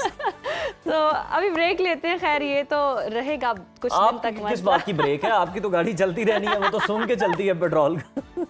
मसला तो हम जैसों के लिए हो रहा है। ब्रेक में यहाँ वक्त ब्रेक है, देखते रहिए सुनो पाकिस्तान। वेलकम बैक नाजरीन, और एक बार फिर से बात कर लेते हैं जी पेट्रोल की, जिसने आवाम को बहुत परेशान कर रखा है। और हुकूमत ने जी रात के पेट्रोलियम मसनूआत में कीमतों में जी होश रुबा इजाफा कर दिया। पेट्रोल अब 458 रुपये और डीजल 520 रुपये मिलेगा। और पेट्रोलियम मसनूआत की कीमतों में हालिया होश रुबा इजाफे ने मुआशी माहिरीन और अवाम दोनों को जी तशवीश में मुब्तला कर दिया है। सवाल यह है कि जब डीजल की कीमत 520 रुपये से तजावुज़ कर जाए तो क्या अशिया खुरोनोश की कीमतों को मुस्तहकम रखना मुमकिन रहेगा? ये एक बड़ा सवाल है। और हुकूमत ने कीमतों का ऐलान 25 घंटे पहले करके मार्केट में जो बेचैनी पैदा की है, उसका नुकसान गरीब आवाम उठाएंगे। अरबों का फ़ायदा कौन सा माफिया उठाएगा, ये सोचने की बात है। और हुकूमत अब टारगेटेड सब्सिडी के जरिए मोटरसाइकिल सवारों और ट्रांसपोर्टर्स को रिलीफ देने का दावा करती नजर आती है, मगर मौशी एतबार से देखें तो इसके असरात जो हैं वो अच्छे नज़र नहीं आते। क्या ये टारगेटेड सब्सिडी जो है ये मॉडल दस्तावेजी मईशत के बगैर कामयाब होगा? इस पर बात कर लेते हैं। हमें ज्वाइन किया है माहिर मईशत हारून शरीफ। बहुत शुक्रिया हारून साहब आपके वक्त का। Welcome to Suno Pakistan. कहिएगा कि पेट्रोल की प्राइसेस, डीजल की प्राइसेस तो हुकूमत ने बढ़ानी थी, लेकिन कीमतों का इतलाक जो है वो 25 घंटे पहले ही कर दिया गया। इस टाइमिंग को आप कैसे देखते हैं? और साथ ही साथ क्या ये मार्केट में मसनूई किल्लत और ज़ख़ीरा दोज़ी को दावत देने के मुतरादिफ नहीं है? जी, इसके 2-3 ज़ाविये हैं। पहली बात, अगर आपको याद हो, हमने आपसे पहले भी बात की थी कि हुकूमत ये जो शॉक है ऑयल प्राइसेस का, ये खुद से एब्जॉर्ब नहीं कर पाएगी और इनको ग्रेजुअल चाहिए था, थोड़ा थोड़ा बढ़ाते रहे। लेकिन अब पिछले हफ्ते वजीर आजम ने ऐलान कर दिया कि जी हम नहीं बढ़ाएंगे, हम एब्जॉर्ब कर रहे हैं। लेकिन हम जो इकोनॉमिस्ट हैं, जो इसको समझते हैं, हमें इल्म था कि हुकूमत के पास इतनी कैपेसिटी नहीं है। तो पहली चीज तो तरीका इसका कि आप अचानक 40% बढ़ा दें कीमतें, उससे तो मार्केट्स का रिएक्शन नेगेटिव और लोगों के ऊपर प्रेशर और पैनिक इज वेरी नॉर्मल। दूसरा आपका जो इसमें एंगल है कि बिल्कुल ज़ख़ीरा अंदोज़ी भी है, क्योंकि इसको टैक्टिकली आपने अचानक 25 घंटे पहले से कर दिया है, लोगों ने पैसे बनाने होते हैं। तो खैर वो तो टेम्पररी फिनोमेना है। इसका मेन इम्पैक्ट तो ये है कि बड़ी sharp increase in essential commodities, खास तौर पे फूड आइटम्स की इन्फ्लेशन। सो वो तो आप किसी भी तरह अब नहीं रोक पाएंगे कि लोगों को अपनी जो बजट्स हैं आपके खाने पीने के और रोजमर्रा की अशिया के, उसके अंदर 30 से 40% इजाफे के लिए तैयार हो जाना चाहिए। अब वो कैसे आप मीट करेंगे? मईशत पहले ही स्लो है, इकोनॉमिक अपॉर्चुनिटीज नहीं है, इसका मतलब है कि आपकी इस्तात जो है, कंजम्पशन पावर, वो मजीद इरोड हो जाएगी। मेरी राय में तो ये था कि अगर हुकूमत 3 काम करती, मैं अभी बार बार ये टीवी पे भी लिख भी रहा हूँ, कि आप कुछ एब्जॉर्ब करते, लेट्स से 25% टैक्सेस कम करके, कुछ आप 30-40% ग्रेजुअल पास ऑन करते, और 30-40% की आप डिमांड की, तलब की मैनेजमेंट करते, और ये बड़ी गाड़ियां और प्राडोज और लैंड क्रूजर जो बहुत ऑयल खाती है उनको बैन कर देते। जब से ये जंग शुरू हुई है तब से आप देखें, पिछले माह और इस माह पेट्रोल की खपत में कोई कमी नहीं आई। सो आपको बड़ी एक इम्पोर्टेंट कम्युनिकेशन करनी है कि एक्स्ट्राऑर्डिनरी टाइम है, आप तेल बचाइए, क्योंकि जब तक अगर आप डिमांड कम कर लेंगे तो उसका इम्पैक्ट कीमत बढ़ाने में फिर आपको। हारून साहब, आपकी तजवीज़ बड़ी ज़बरदस्त है कि ये जो बड़ी गाड़ियां हैं, या आप एक लिमिट लगा दें कि 2000 सीसी से ऊपर की जो गाड़ियां, 2500 सीसी से ऊपर की गाड़ी आप रोड पर नहीं आएगी, उस पर बैन लगा दें, उस पर चालान होगा या कोई भी फाइन इम्पोज होगा। लेकिन ये तजवीज़ जो जिन्होंने माननी है या इम्प्लीमेंट करना है, वो तो खुद इन गाड़ियों में सफ़र करते हैं, उनकी अपनी ये सवारी है, वो किस तरह से इस तजवीज़ को मान सकते हैं? देखिए, ये डिमांड मैनेजमेंट तब ही होती है अगर आपके अमीर तबका और हुक्मरान तबका एग्जाम्पल सेट करे ना, कि देखिए हालात ऐसे हैं कि अब बिजनेस एज यूजुअल नहीं चल सकता, आप कार पूलिंग की तरफ जाते हैं, आप बड़ी गाड़ियों को बैन कर देते हैं। ये जब आप अगर 25% डिमांड कम कर लेंगे तो लोग फिर आपको कीमत 25% कम इस्तेमाल करनी, कम बढ़ानी पड़ेगी। पूरी दुनिया के अंदर होता है ये। कोई पाकिस्तान मसला ये है कि हमारी अशराफिया और हुकूमत चाहती है कि उनका कारोबार वैसे ही रहे, लेकिन हुकूमत के जो लोग हैं उनको तो पेट्रोल की लिमिट्स मिली हुई है, उनको तो जितने का भी हो जाए, 1000 का हो जाए, फर्क नहीं पड़ता। सो टैक्स पेयर का प्रेशर बढ़ता जा रहा है कि हम उनका भी बिल पे कर रहे हैं, और हमारी कंजम्पशन भी नीचे जा रही है। इसके असरात अनफॉर्चुनेटली 2026 में मुझे पाकिस्तान पे खासे मुश्किल दिखाई दे। बिल्कुल ऐसे। अच्छा हारून साहब, लास्टली बताइएगा, एक तरफ हुकूमत रिलीफ के लिए अरबों रुपए की सब्सिडी का ऐलान करी है, दूसरी तरफ अपनी आमदन बढ़ाने के लिए कीमतें बढ़ा रही है। क्या ये एक हाथ से देकर दूसरे हाथ से लेने वाला अमल मालियाती खसारे को कम करना है, ये या कर पाएंगे ये जो स्ट्रेटजी बना रहे हैं? जी, अभी तो टैक्सेस आप नहीं कलेक्ट कर पाएंगे, इकोनॉमी आगे नहीं जा रही है, चीजों की कीमतें बढ़ रही हैं, दुनिया की डिमांड कम हो रही है। तो अभी तो एक ही तरीका है कि हुकूमत के जो कुछ चहेते सेक्टर्स हैं जिनको आप टैक्स नहीं लेते, अब उनको आप टैक्स नेट में ले आए। ना आप रियल एस्टेट से लेते हैं, ना ट्रेडर से लेते हैं, ना ज़राअत से लेते हैं। लेकिन अगर आप वो नहीं लाना चाहते हैं तो जो मैंने तजवीज़ दी है कि फिर तीनों सेगमेंट शेयर करें और बड़े लोग अपने अखराजात को कुछ सेक्रीफाइस करके कम करें। और तो कोई तरीका कोई बाहर से तो नहीं चल के आएगा। अल्लाह करे कि ये जंग महीने में किसी शक्ल में पॉजिटिव साइड पे जाए, लेकिन चली भी जाए तो 5-6 माह तो अब ये जब कीमतें एक दफा बढ़ जाती हैं तो उनको रिवर्स करना बहुत मुश्किल हो जाता है। बिल्कुल, और प्रोडक्शन भी दोबारा शुरू होनी है और उसके बाद कहीं जाके जो है वो कीमतों का तयन किया जाएगा। बहुत शुक्रिया आप हारून शरीफ साहब, इस अहम मसले पर आप हमारी रहनुमाई कर रहे थे और बड़ी ज़बरदस्त आपने तजावीज़ भी दी कि हुकूमत जो है अपने लल्ले तलल्ले जो हैं, अपने शाहाना लाइफस्टाइल को, अपने खर्च को कम करने को तैयार नहीं है। मतलब पॉलिसी मेकर वो हैं जो खुद बड़ी बड़ी गाड़ियों में सफ़र करते हैं। आप बजाय उन गाड़ियों को बैन करते आप ये कह रहे हैं जनाब हम बाइक को इतना कोटा दे देंगे और पेट्रोल जो है उनके लिए 100 रुपये सस्ता होगा। फिर भी उनके लिए 36-37 रुपये पेट्रोल जो है फी लीटर महंगा हो रहा है इस सब्सिडी के बावजूद। और जो टैक्स कलेक्शन वाली बात है, जहां टैक्स लगने चाहिए, आज तक टैक्स तो ये कलेक्ट कर नहीं पाए हैं, लेकिन आवाम से पैसे किस तरह कलेक्ट करने हैं ये हुकूमत बहुत अच्छे से जानती है। और वो जेबों से हम देख रहे हैं डाका डल गया और अब नए सिरे से ये पेट्रोलियम जो मसनूआत हैं इनकी प्राइसेस बढ़ गई और आवाम को अल्टीमेटली इसका जो है वो नुकसान उठाना पड़ रहा है। अब खैर जो भी है, अब मुश्किल वक्त है, गुजरना है और इंशाल्लाह हम इस मुश्किल वक्त से निकल भी जाएंगे। अब आगे बढ़ते हैं जी, कुछ सेहत के हवाले से बात कर लेते हैं। हर कोई चाहता है कि जी बहुत ज़बरदस्त सेहत हो, तर्ज ज़िंदगी बहुत खुशहाल हो और मुस्तक़बिल इन हालात में भी इन हालात में भी सेहत ठीक है तो सब कुछ ठीक है, सब कुछ आ जाता है। पैसे आने जाने वाली चीज़ें, महंगाई आने जाने वाली चीज़ें, लेकिन सेहत बहुत इम्पोर्टेंट है। जिस पे आना जाना है वो बड़ी महंगी है। हौसला मेरा आज टॉपिक यही है। उज़ैर को देखें ज़्यादा, ये अवाम देखें, हम भी अवाम का हिस्सा हैं और हमें भी फील हो रही है वो चीज़ और वो नज़र भी आ रही है। खैर फिर भी सेहत तो हिस्सा है और सेहत ज़िंदगी का ऐसा हिस्सा है जिसको हम इग्नोर नहीं कर सकते हैं। छोटी छोटी तब्दीलियों को हम अगर नज़रअंदाज करते रहेंगे तो आगे चल के संगीन मसले हो सकते हैं। और मर्दों में अगर हम देखें प्रोस्टेट कैंसर भी एक ऐसी ही खामोश बीमारी बनती जा रही है जिस पर बात करना बहुत ज़्यादा अहम हो गया है। और अवेयरनेस की कमी है और इसकी वजह से लोग डॉक्टर्स के पास जब पहुंचते हैं तो मरज़ हाथ से निकल चुका होता है या बहुत बिगड़ चुका होता है। ये मरज़ है क्या और मर्दों में फैलने की वजूहात क्या हैं? इस मौजू पर रहनुमाई के लिए हमें ज्वाइन किया स्टूडियोज में माहिर तिब हकीम हाफिज फरहान हनीफ साहब ने। हकीम साहब आपको कहते हैं सुनो पाकिस्तान में, आपको उम्रे की बहुत बहुत मुबारकबाद भी। सबसे पहले तो बताएं कि ये जो प्रोस्टेट कैंसर है क्या है और कौन सी इब्तदाई अलामात हैं इसमें जिससे इसकी निशानदेही हो सकती है दुरुस्त। नहमदुहु व नसल्ली अला रसूलिहिल करीम, अम्मा बाद, फ़ाउज़ु बिल्लाहि मिनश शैतानिर रजीम, बिस्मिल्लाहिर रहमानिर रहीम। ये जो आपने टॉपिक रखा है वाकई इसमें लोगों को पता नहीं होता, अवेयरनेस नहीं होती, तो स्टार्टिंग में पता नहीं चलता। इसमें जो खुलियात बनते हैं आम रूटीन में एक तरतीब से बनते हैं, लेकिन इसमें क्या होता है कि वो ज़्यादा बनना शुरू होते हैं, टूट फूट का शिकार हो जाते हैं जिसकी वजह से ट्यूमर बन जाता है। लेकिन पहले सिर्फ प्रोस्टेट होता है। अब प्रोस्टेट में होता क्या है कि बाज़ औक़ात इंसान को पेशाब जलन के साथ आना शुरू होता है, बाज़ औक़ात पेशाब बार बार आना शुरू होता है। सबसे बड़ी इसकी निशानी होती है कि रात को बार बार उठना पड़ता है, पेशाब ज़्यादा आता है, पेशाब करने के बाद थोड़ी देर तक पेशाब के कतरे ड्रॉप्स आते रहते हैं। बाज़ औक़ात ऐसा भी होता है कि पेशाब में या मनी में खून आना शुरू हो जाता है, ये भी इसकी बहुत बड़ी निशानी है। बाज़ औक़ात वज़न तेज़ी से कम होना शुरू हो जाता है, बाज़ औक़ात पूरे वजूद में जिस्म में जैसे बुखार होता है, हड्डियों में दर्द होना शुरू हो जाता है। ये इसकी अलामात हैं। अगर इनसे कोई भी अलामात आपके अंदर आ रही हो तो आप इसको हल्का ना जाने, फौरी तौर पे आप जाके चेकअप करवाएं, ठीक है। उसके बाद ये होता है कि इसमें जो असबाब है, बाज़ औक़ात ख़ानदानी किसी को मसला हो, पहले भाई को वालिद को, इससे भी हो जाता है।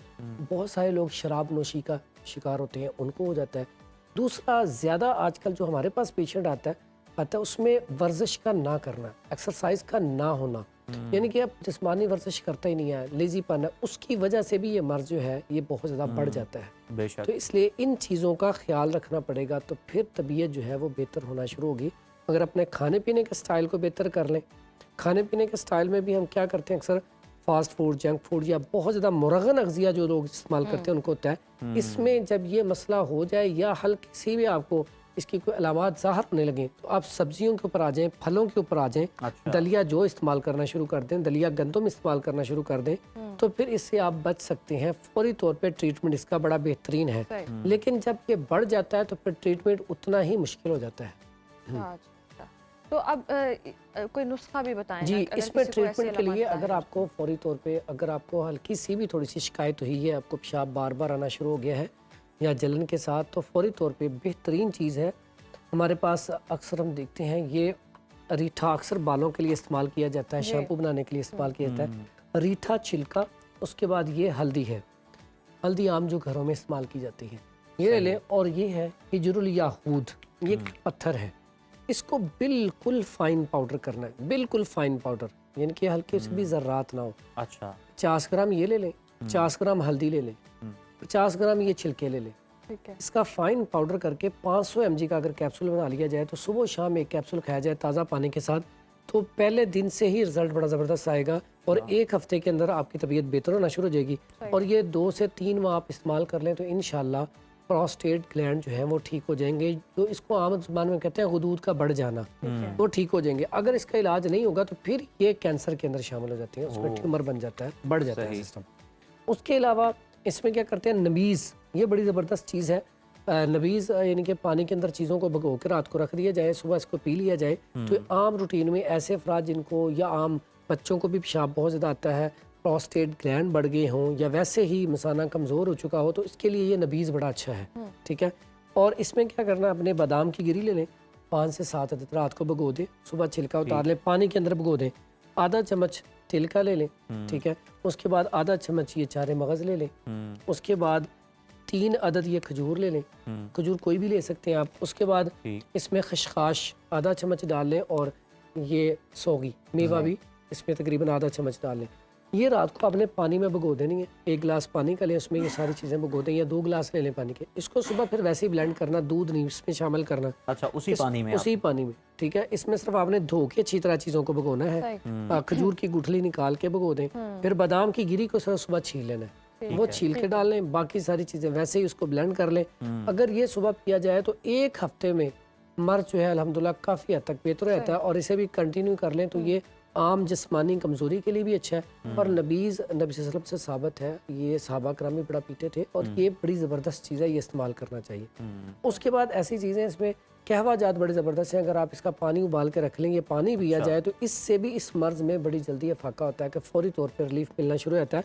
उसमें सौंफ है हमारे पास, तुख्मे कासनी है, खरबूजे के छिलके हैं, ठीक है, उसके बाद ये बखड़ा, ठीक है, उसके बाद ये मुलट्ठी, ये सारी चीज़ें लेके इसको आप पानी उबाल लें इसका 1 लीटर या 1.5 लीटर रोज़ाना इस पानी को इस्तेमाल किया जाए तो बड़ा बेहतरीन रिजल्ट है। इससे जो पेशाब रुका हुआ है या रुक रहा है तो वो पेशाब जो है जारी हो जाएगा, और इससे गुर्दे भी महफूज रहते हैं और यूरन भी बिल्कुल ठीक तरीके से आता रहता है। तो इस तरीके से हम बच सकते हैं। अच्छा फरहान साहब, ये भी बताएं कि माहिरीन ये कहते हैं कि 40 साल से ज़ायद उम्र के जो अफराद हैं उनमें जो मर्द हजरात हैं उनमें इसका होना जो है प्रोस्टेट कैंसर का, तो ये बहुत ज़्यादा इम्कानात बढ़ा देता है। तो उसमें आपको टेस्ट करवाना ज़रूरी है। ये बात दुरुस्त है कि आपको 40 से ऊपर कोई भी मर्द है तो उसको अपना ये टेस्ट लाजमी करवाना चाहिए?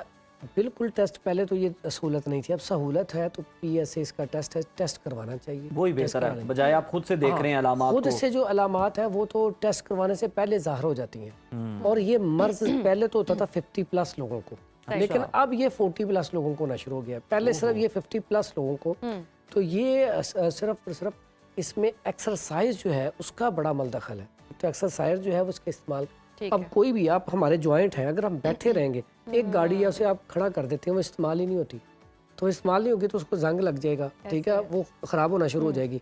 इसी तरह इंसान की बॉडी है, अगर हम एक्सरसाइज नहीं करते तो खून की रवानी स्लो हो जाती है, खून की सर्कुलेशन स्लो हो जाती है। अगर हम एक्सरसाइज करते रहते हैं तो खून की सर्कुलेशन तेज़ रहती है, इससे क्या होगा, ये बीमारी आएगी नहीं। अच्छा हकीम साहब, ये तो बहुत ज़बरदस्त बात है कि एक्सरसाइज करनी चाहिए, वो तो हर इंसान को करनी चाहिए, पार्ट ऑफ लाइफ यही होना चाहिए कि एक आपने इन्वेस्ट करना है अपनी बॉडी के लिए, अपनी सेहत के लिए एक्सरसाइज में। लेकिन हम देखते हैं कुछ ग़िज़ाएँ ऐसी होती हैं जो हम खा रहे होते हैं और हम इग्नोर कर रहे होते हैं।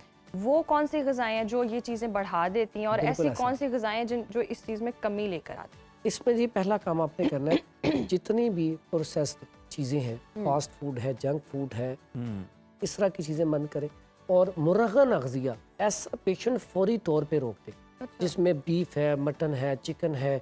उसके बाद हम कुछ लोग सिगरेट नोशी का इस्तेमाल करते हैं, कुछ शराब वगैरह पी लेते हैं, इस तरह की चीज़ें सारी बंद कर दी जाए फौरी तौर पे, नहीं तो ये मर्ज को ठीक नहीं होने देगा। अब इस्तेमाल कौन सी करनी है, सुबह नाश्ते में दलिया जो इस्तेमाल किया जाए बेहतरीन है, सोजिश को ख़त्म करता है, प्रोस्टेट ग्लैंड के लिए बेहतरीन चीज़ है। दलिया गंदम अगर बना के इस्तेमाल किया जाए, उसमें बादाम की गिरी मेवा डाल के इस्तेमाल किया जाए तो बेहतरीन है। उसके बाद घिया कद्दू, सब्जियाँ जितनी हैं उसमें घिया कद्दू है, घिया तोरी है, टिंडे हैं, शलजम है, गाजर है, मूली है, हलवा कद्दू है, ये सारी सब्जियां अच्छी हैं। अगर सालन ज़्यादा इस्तेमाल किया जाए, रोटी कम इस्तेमाल की जाए तो बेहतरीन है। तो अगर ये सब्जियां इस्तेमाल करें, और फल में खरबूजे में अल्लाह ताला ने बड़ी ज़बरदस्त इसमें अफादियत रखी है। खरबूजा अकेला ही प्रोस्टेट ग्लैंड का इलाज है। वो आपने बताया भी है कि वो खरबूजे के छिलके भी हैं। तो अगर आप खरबूजा वैसे भी इस्तेमाल करें ना, तो खरबूजे में अल्लाह ताला ने खासियत रखी है, आपका क्रिएटिनाइन बढ़ा हुआ है, आप डायलिसिस की तरफ जा रहे हैं तो खरबूजा खाएं। और खरबूजे के छिलके और बीज कभी ना फेंकें, खरबूजे के छिलके और बीज का कहवा बना के पी लें, यानी कि देखें कितनी अफादियत। ड्राई करके, हाँ, उन्हें ड्राई करके, आप अभी ड्राई ना भी करें तो उसी फॉर्म में भी आप उसका कहवा बना सकते हैं। अगर ड्राई करके रख लें तो बहुत अच्छा है। खरबूजा आपने खा लिया और छिलके और वो आपने रख लिए, उसे ड्राई करके उसका कहवा बना के पिया जाए। पथरी का इलाज, क्रिएटिनाइन यूरिया का इलाज, प्रोस्टेट का इलाज, आपको यूरिन जल के आ रहा है उसका इलाज, आपका यूरिन रुक गया उसका इलाज, यानी कि एक खरबूजा कितनी सारी बीमारियों का इलाज है। खरबूजे के बाद पपीता ऐसा फल है, वो भी प्रोस्टेट ग्लैंड में बड़ा ज़बरदस्त उसकी अफादियत है। उसके बाद गर्म आ जाता है, तरबूज आ जाता है, सर्दा आ जाएगा इस मौसम में, खीरा है, बिल्कुल इस तरह की ठंडी तासीर वाली जितनी भी चीजें हैं जो आप बता रहे हैं, फल हैं, ये बहुत बेहतर है। बहुत शुक्रिया आपके वक्त का। और वाकई एक्सरसाइज की भी बात हो रही है, तो एक्सरसाइज वाला सेगमेंट भी आपने कहीं नहीं जाना है। इसके फ़ौरन बाद ही वैसे एक्सरसाइज के हवाले से बात करें। जिस तरह फरहान साहब ने कहा है कि ग़िज़ाएँ अच्छी खाएं, बेहतर खाएं और एक्सरसाइज करें तो आप हर तरह की बीमारी से मेरे ख्याल से बच सकते हैं। और नींद भी बहुत ज़रूरी और होती है। आप खुद भी यही अंदाज़ा लगा सकते हैं कि कहीं आप में खुदा न खास्ता ये अलामात तो नहीं है। अगर हैं तो आप अपने तबीब से या मौलिद से फ़ौरी रुजू भी कर सकते हैं। अभी ब्रेक शामिल करते हैं, हमारे साथ रहिए।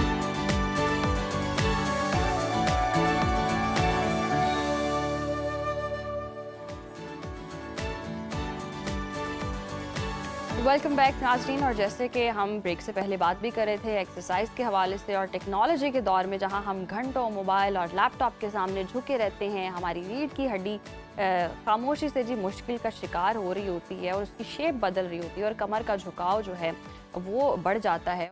और हम यूजली समझते हैं कि बुढ़ापे में जाके ये मसाइल आते हैं, लेकिन अब नौजवानों में भी ये मसाइल बहुत ज़्यादा होते हैं।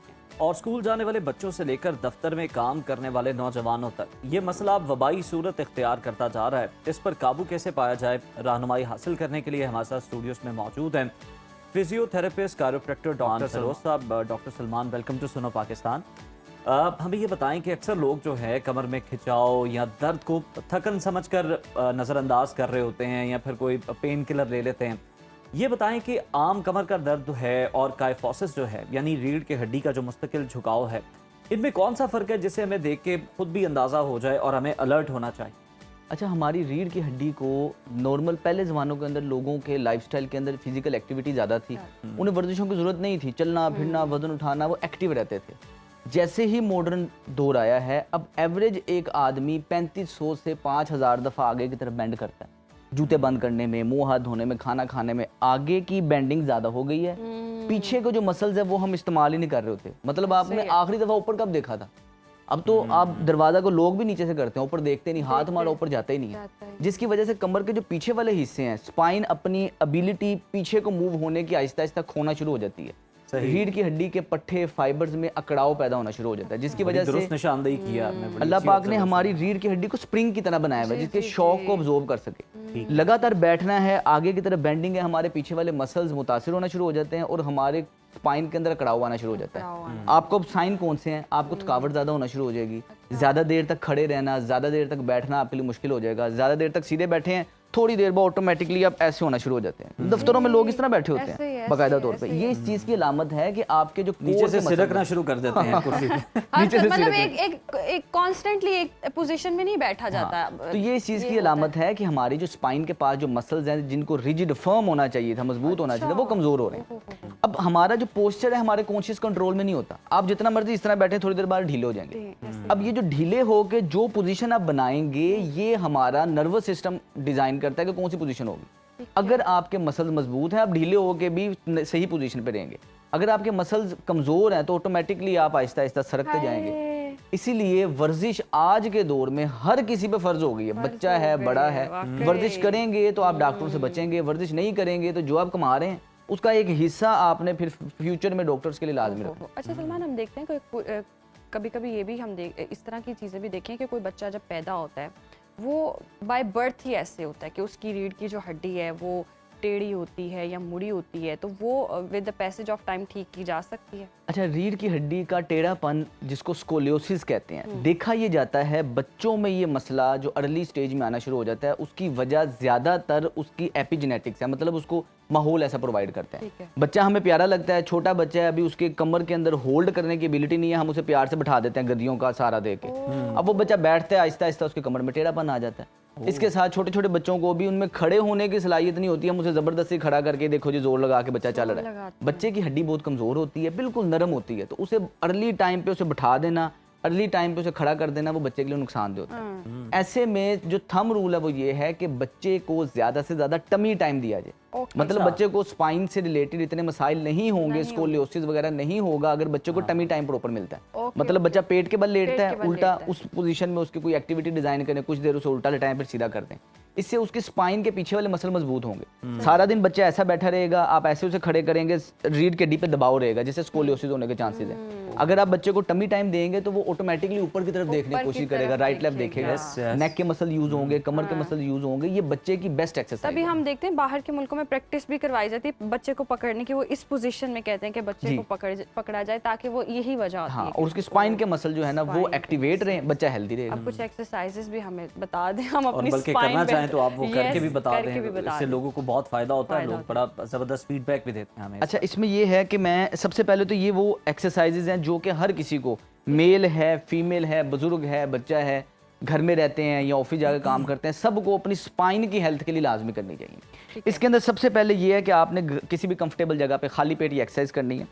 एक हाथ इधर रखना है, इस वाले हाथ को आपने ऊपर की तरफ लेके जाना है और ये वाली जो लेग है ये अपोजिट साइड पे ऐसे लेके जानी है। ये बिल्कुल आसान है। अच्छा, इससे हो ये रहा है कि हमारी जो रीढ़ की हड्डी है उसकी साइड बेंडिंग एक्टिवेट हो रही है ये। अच्छा, करते वक्त दर्द नहीं होनी चाहिए, बिल्कुल एहतियात से करें। जो पीछे वाली लेग है ये जितनी स्ट्रेट रखेंगे उतना ज़्यादा खिंचाव आएगा। अब इसके अंदर गिनती नहीं है, टाइमिंग देखें आप, घड़ी का टाइम देख के 1 मिनट के लिए ये वाली एक्टिविटी कर लें, आपकी सारी स्पाइन के अंदर अकड़ाव खिंचाव बेहतर होगा और आपकी स्पाइन जवान हो जाएगी। बाकायदा तौर पे स्पाइन के लिए एंटी एजिंग एक्सरसाइज है। जबरदस्त। दूसरे नंबर पे हमारी थाई के मसल जितने ज़्यादा मजबूत होंगे, हिप की मोबिलिटी जितनी बेहतर होगी, रीढ़ की हड्डी उतनी ज़्यादा नरम रहेगी। आपने क्या करना है, इसको सूमो स्क्वाट कहते हैं। पाँव इस तरह बाहर की तरफ निकालेंगे और इस पोजीशन पे आपने नीचे की तरफ बैठना, जितना आप बैठ सकते हैं आराम से, ये जितना आप आराम से बैठ सकते हैं। हाथ इधर रख लें, हाथ इधर रख लें, हाथ इधर रख लें। हाथ मैटर नहीं करते, मेन है कि आपकी पोजीशन मैटर करते हैं कि घुटने बाहर की तरफ निकलने चाहिए। ये इस पोजीशन में आपने करना है। तो वेट पकड़ लें आगे। हाँ, वेट अगर स्टार्टिंग है तो वेट ना पकड़ें, प्रो हो जाएं तो। हाँ, प्रो हो जाएं तो इस पोजीशन पे आप करेंगे। इससे आपके हिप के मसल मजबूत रहेंगे, हिप नरम रहेगा चलते फिरते, तो आपकी स्पाइन जो है ना हेल्दी रहेगी। इसके बाद जो लास्ट सबसे बेहतरीन वर्जिश है, हर किसी को करनी चाहिए। इस पोजीशन पे आपने आना है, ये टांग सीधी, पाँव सीधे, ऐसे पीछे की तरफ जाना है। इसके बाद ये आप आगे की तरफ जाएंगे, ये फिर ऐसे पीछे जाएंगे, ये आगे की तरफ जाएंगे और ऊपर देखेंगे। सारा दिन हम ऊपर नहीं देखते, हमारी कमर में एक्सटेंशन की एबिलिटी यानी कि पीछे जाने की एबिलिटी कम हो जाती है। ये आपकी ओवरऑल मसल्स को मजबूत करेगा। पुराने जमाने में लोग इस तरह डंड लगाते थे जी। अब ये डंड हर किसी के लिए नहीं है, ख़वातीन नहीं लगा सकती, तो वो इस पोजीशन पर खाली ये वाली मूवमेंट कर लें, इससे ओवरऑल स्पाइन मजबूत रहेगी। हाथ सीधे रखने हैं, पाँव सीधे रखने हैं, कोई बहुत ज़्यादा टाइम नहीं लग रहा। लेकिन ये रोजाना 1-1 मिनट करने के 3 वर्जिशें 3 मिनट लगेंगे। इसके साथ वॉक को अपनी रूटीन का हिस्सा बनाएं और जैसे ही आपका जिस्म आदी हो जाए वर्जिशों का, जिम फर्ज है, हर किसी पे जिम फर्ज है। जिम लाजमी करें, वेट ट्रेनिंग लाजमी करें, ताकि आपको आगे आने वाले टाइम के अंदर इस तरह की दर्दें ना हो। बिल्कुल ठीक है सलमान, आप अगर एक्सरसाइजेस मुकम्मल हो गई तो आप तशरीफ रख सकते हैं। हमें ये भी बताएं कि एक्सरसाइजेस तो ठीक है, लेकिन हमारी जो डेफिशिएंसीज हैं विटामिन की, कैल्शियम की, खुराक जिस तरह की हम केमिकल वाली प्रोसेस ले रहे हैं, उनका कितना अमल दखल है? हमारी आबादी के 70 से 90% लोग विटामिन डी में डेफिशिएंट। विटामिन डी की जब डेफिशिएंसी होती है तो जो आपकी कैल्शियम है वो सही तरीके से जिस्म उसको इस्तेमाल नहीं कर पाता। इसके अलावा हमारे 80% लोग आवाम के सारे दिन की रिक्वायरमेंट के मुताबिक 20% भी प्रोटीन नहीं लेते। प्रोटीन की कमी होती है आपकी, अगर बच्चे हैं तो ग्रोथ मुतासिर हो सकती है, बड़े हैं तो आपका मसल मैस कमज़ोर हो सकता है, आपको चोट लगेगी, जिस्म खुद को रिकवर रिहैब जल्दी नहीं करेगा। इसलिए डाइट का बेहतर होना बड़ा ज़रूरी है। इसके लिए आसान तरीका ये है कि सबसे पहले तो सब लोग अपना विटामिन डी का टेस्ट करवाएं एक, ताकि आपको पता चल जाए आपका विटामिन डी कितनी मिकदार में बिल्कुल लो है। कई लोग बिल्कुल फिट होते हैं, विटामिन डी का टेस्ट कराते हैं, उन्हें पता चलता है हमारा तो विटामिन डी बहुत ज़्यादा कम है। विटामिन डी को फिर आपने एक दफ़ा टेस्ट करवा के डॉक्टर से प्रिस्क्राइब करवा के एक सप्लीमेंट लेना उसका, जो कि आपके विटामिन डी को ऑप्टिमल लेवल पर रखे। और मैं इसके लिए अपने क्लिनिकल प्रैक्टिस मेरी ये कहती है कि आपने कम अज़ कम भी 50 से 80 के दरमियान जो है ना आपकी विटामिन डी की रेंज हो, तो आप पेन फ्री रह सकते हैं। एक तो विटामिन डी की रेंज आपने 50 से 80 के दरमियान रखनी है। दूसरे नंबर पे रेड मीट का इस्तेमाल लाजमी करना है। नबी पाक सल्लल्लाहु अलैहि वसल्लम ने रेड मीट को सैयदुत ताम का है, खानों का बादशाह का है। तो हम लोग रेड मीट छोड़ देते हैं कि जिससे कोलेस्ट्रॉल बढ़ता है। अगर आप हर चीज को लिमिट में रह के इत्तेदाल के साथ खा रहे हैं तो कोई मसला नहीं होगा। Twice a day, thrice a day आप रेड मीट लाजमी लें, लेकिन उसके साथ सलाद का एक बाउल बड़ा सा बना के वो फिर लें।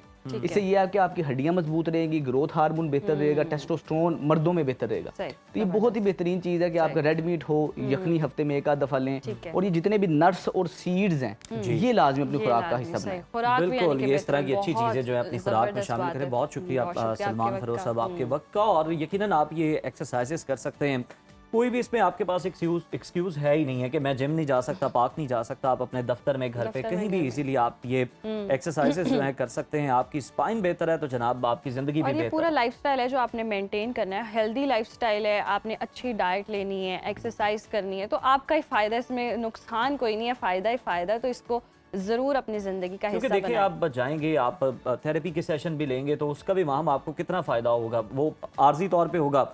लेकिन ये कि आप अपना लाइफस्टाइल जो है उसको जब बेहतर करेंगे तो फिर आपको कहीं जाने की भी जरूरत नहीं पड़ेगी। अभी वक्त है ब्रेक का, देखते रहिए सुनो पाकिस्तान। वेलकम बैक नाज़रीन, और अब हम उस अहम और हसास मौजू पर बात करने लगे हैं जो इस वक्त सोशल मीडिया पर छाया हुआ है। रेड हाइफर यानी एक मखसूस सुर्ख गाय, जिसे महज एक जानवर समझकर नज़रअंदाज नहीं किया जा सकता, क्योंकि इसका ताल्लुक जो है यरूशलेम में होने वाले मुमकिना बड़ी तब्दीलियों और तीसरे हैकल की तामीर से जुड़ा जा रहा है, और सोशल मीडिया पर एक तूफान बरपा है कि क्या ये कोई मजहबी पेशगोई पूरी होने जा रही है या फिर इसकी आड़ में मस्जिद अक्सा के हवाले से कोई ख़तरनाक आलमी एजेंडा जो है वो तरतीब दिया जा रहा है। ये बहुत सारे सवालात हैं जो एक इंसान के दिमाग में सही आपने निशानदेही किया महम। और सुर्ख गाय की कुर्बानी और हैकल सुलेमानी की तामीर की बातें अब महज मफरूज़े नहीं रहे, बल्कि आलमी मीडिया पर भी इसके सियासी असरात पर बहस जो है वो शुरू हो चुकी है। और क्या ये वाकई किसी बड़ी आलमी जंग का पेश खाना है?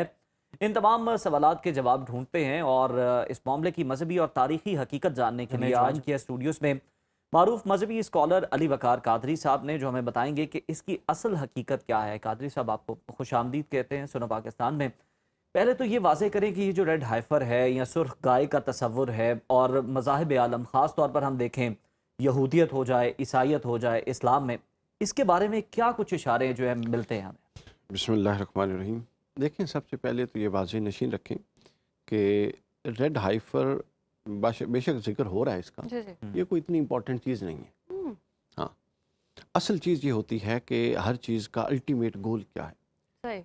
इसके पीछे झांकने की ज़रूरत है कि ये जो रेड हाइफर है या इस नौइयत की जितनी भी चीज़ें हैं उनसे असल मकसद और मकसूद क्या है। क्योंकि आपने सवाल किया तो मैं बता भी दूं। देखिए, रेड हाइफर जो है इसका कॉन्सेप्ट बिल्कुल मौजूद है, तमाम मज़ाहिब में मौजूद है। हिंदू मत में भी मौजूद है, हिंदू मत कह रहा हूँ, यहूदियत में भी मौजूद है, क्रिश्चियनिटी में भी मौजूद है और इस्लाम में भी मौजूद है। कुरान मजीद में इसका कॉन्सेप्ट जो है वो सूरतुल बकरा, एक सूरत का नाम ही यही है। हाइफर भी समझ लें क्या होती है। हाइफर एक ऐसी बच्चिया को कहते हैं जिसने अभी तक बच्चा ना जाना हो। जब वो बच्चा जाने तो उसको कौ कहते हैं। ठीक, अच्छा, सूरह बकरा में एक मखसूस वाक़या हुआ बनी इसराइल का, आपको मालूम है। मुख्तसर मैं बताता चलूँ ताकि रेड हाइफर का कुरानिक कॉन्सेप्ट क्लियर हो। हाइफर का अब वो ये है कि बनी इसराइल में एक शख्स ने दूसरे शख्स को कत्ल कर दिया, उसकी वजह से नज़ा बढ़ गया और दो कबीलों में जंग छिड़ गई। ये दौर था हज़रत मूसा अलैहिस्सलाम का। दोनों कबाइल हज़रत मूसा के पास आए और उन्होंने कहा, आप जो कि कलीमुल्लाह हैं, अल्लाह के नबी तो हैं, साथ कलाम भी फरमाते हैं, तो आप अल्लाह ताला से पूछते हैं कि इसका कातिल कौन है ताकि हम इस खून रेजी से बच जाएं। हज़रत मूसा ने अल्लाह ताला से कलाम फरमाया और उसके नतीजे में हज़रत मूसा ने उनसे फरमाया कि तुम एक गाय ज़िबा करो। ठीक है, सही। अब होना तो ये चाहिए था कि जैसे हज़रत मूसा ने कहा वो गाय को ज़िबा कर देते। यहाँ से रेड हाइफर का कॉन्सेप्ट बिल्टअप हो रहा है, कुरानिक कॉन्सेप्ट, और उसको आप यहूदियत से जोड़ेंगे। अब उन्होंने गाय को ज़िबा करने के बजाय, जी वो गाय कैसी हो, वो गाय इस तरह की हो, उसका रंग कैसा हो, वो चलती कैसी हो, वो खेती में इस्तेमाल हुई हो कि ना हुई हो, उसका बच्चा हुआ हो कि ना हो, ये सवालात क्यों किए? ये है इम्पॉर्टेंट चीज़। दो चीज़ें हैं, एक तो बनी इसराइल की जो शातिराना तबीयत है, वो कभी किसी एक मामले को सीधा लेते ही नहीं। आप अभी देख लें बिल्कुल उनके बयानात, कोई स्ट्रेट फॉरवर्डनेस नहीं है उसके अंदर। दूसरा ये है कि आपको इल्म होना चाहिए कि जब हज़रत मूसा अलैहिस्सलाम कोहितूर पर गए थे तो पीछे हज़रत हारून अलैहिस्सलाम को नायब बना कर गए थे और सामरी ने बछड़ा बना दिया था। जब उससे हवा गुजरती थी तो वो कलाम करता था, तो ये उसके आगे चुक गए, इसको खुदा बना दिया। हज़रत मूसा उतरे, हज़रत मूसा अलैहिस्सलाम ने फिर उसको तोड़ा, नेस्तो नाबूद किया और इनको मारा, और वो एक पूरा वाक़या कुरान में थी।